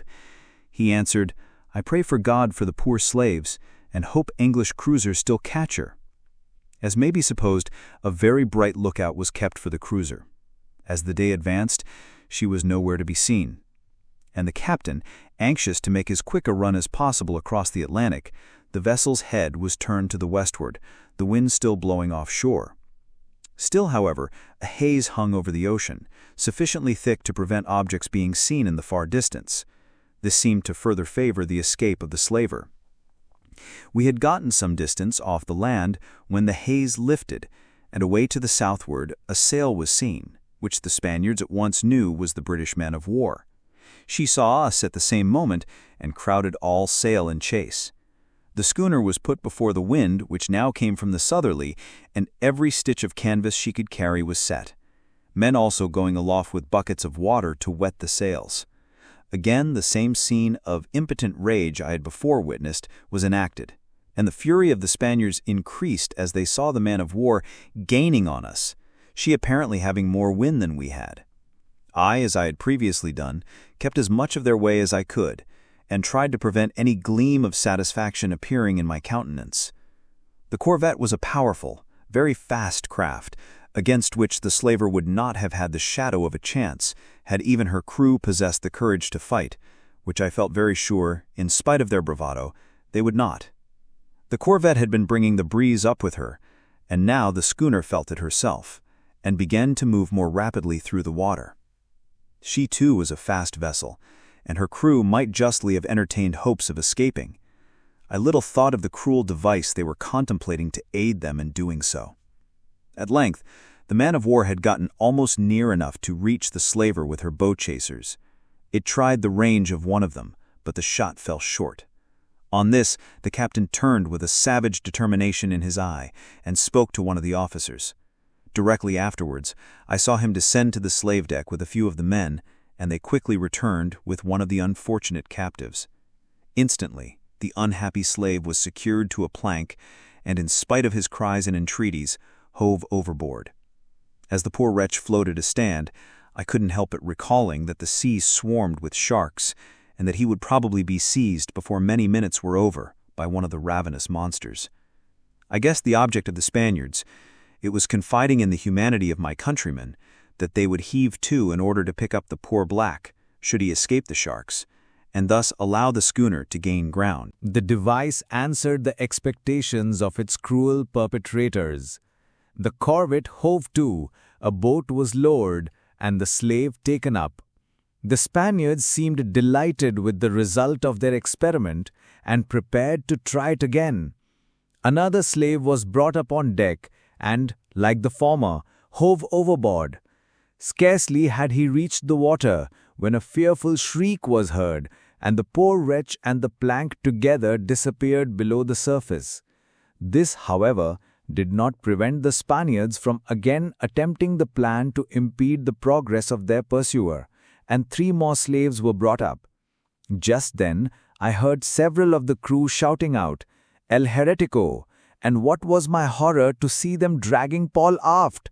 He spoke to them in such Spanish as he could command, but uttered no cry, and when he understood their object, walked calmly among them to the gangway.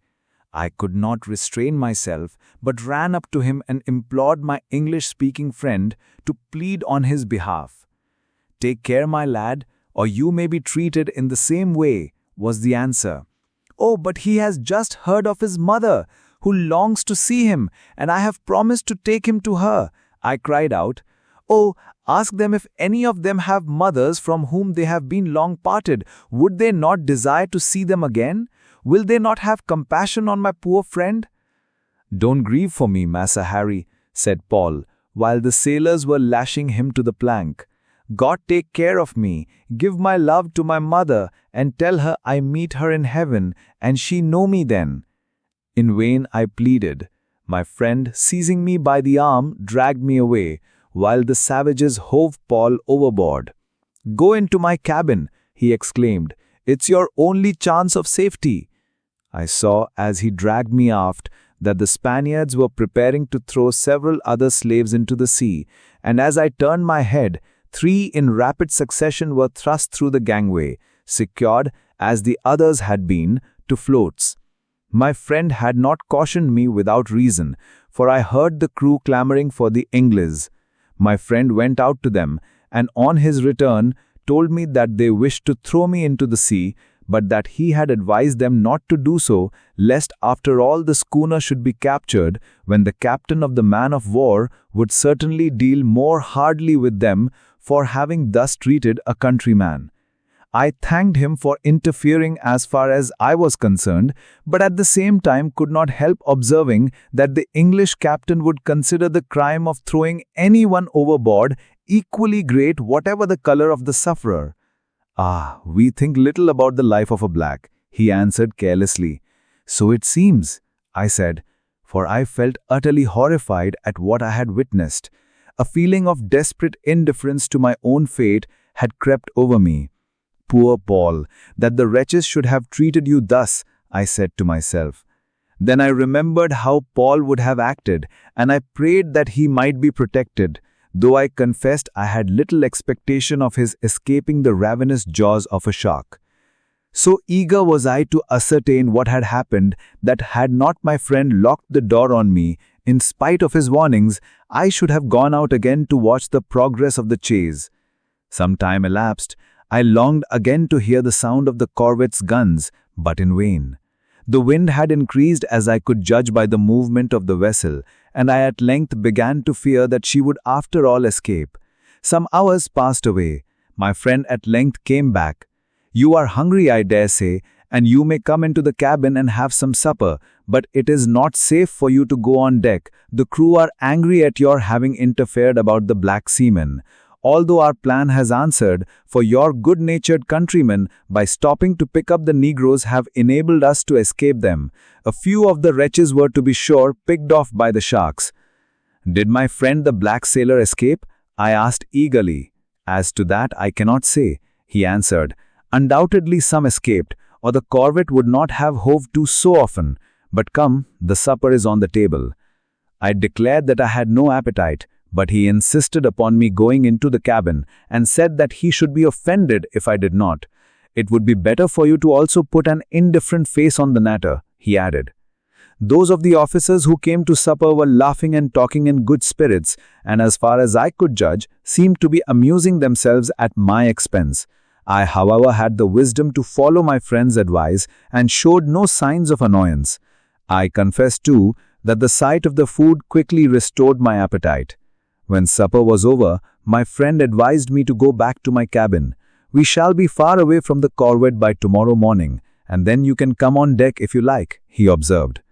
As I lay in my berth, the dreadful scenes I had witnessed came constantly before my sight, and I kept alternately hoping that Paul might have been saved, and fearing that he was lost. For a long time too it seemed I could not go to sleep. The vessel also was pitching heavily, the sea dashed against her sides, and I could hear the roaring and whistling of the wind in her rigging. It was evidently blowing very hard. At last I dropped off to sleep. I was awakened by a loud crash and the fearful shrieks and cries which arose from the hold. No longer heeding my caution, slipping on my clothes, I rushed on deck. The schooner's masts had gone by the board, and she lay helpless on the foaming ocean. The crew was shouting and swearing as they endeavored to cut away the masts which were battering against her sides, while ever and on, a heavy sea striking her, swept over her deck. And from the shrieks which came up out of the waters a short distance away to leeward, I had little doubt that several of the people had been washed overboard. Fearing that such might be my fate, were I to remain on deck, I hurried back again into the cabin. I knew that nothing could be done till daylight, and that it would be impossible to rig jury masts until the sea was somewhat smoother. Perhaps before then, the slaver and her live freight might be carried down into the depths of the ocean. I would not venture to lie down, but sat in the cabin ready to rush out and make an attempt for my life should such a catastrophe appear imminent. The night seemed very long. At last I saw daylight through the bull-eye overhead, and the movement of the vessel was less violent than before. I could no longer restrain my curiosity, and made my way on deck. The crew, much diminished, were sheltering themselves under the bulwarks, while the officers were collected in the aft part of the vessel. I saw that their eyes were directed to windward. I looked in the same direction, and there, to my infinite satisfaction, I caught sight of the corvette standing towards us. I was glad to see my English friend among the officers, but the captain and first mate were gone. They had been carried overboard. I felt that they deserved their fate, terrible as it was. The corvette soon came up and hove to windward.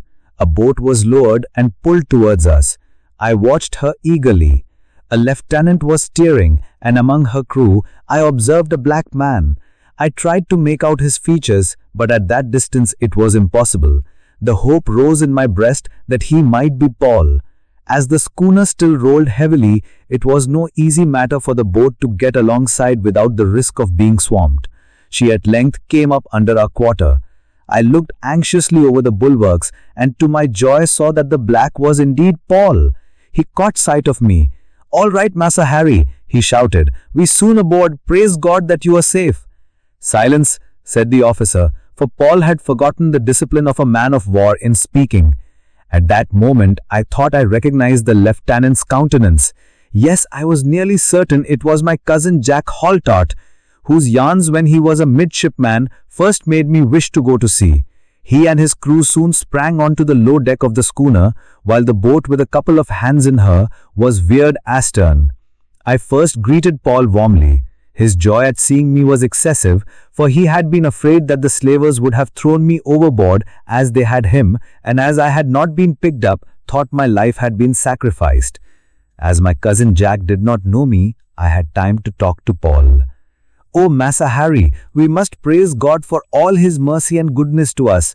What we think going to be very bad for us, He make turn out for the best. The captain of the corvette, my old friend, he good Christian man, he say he take me to England with him, and then I see my dear mother, and learn more of the Bible, and then come back and preach the gospel to my poor countrymen." The hatches which had hitherto been kept battened down were now taken off.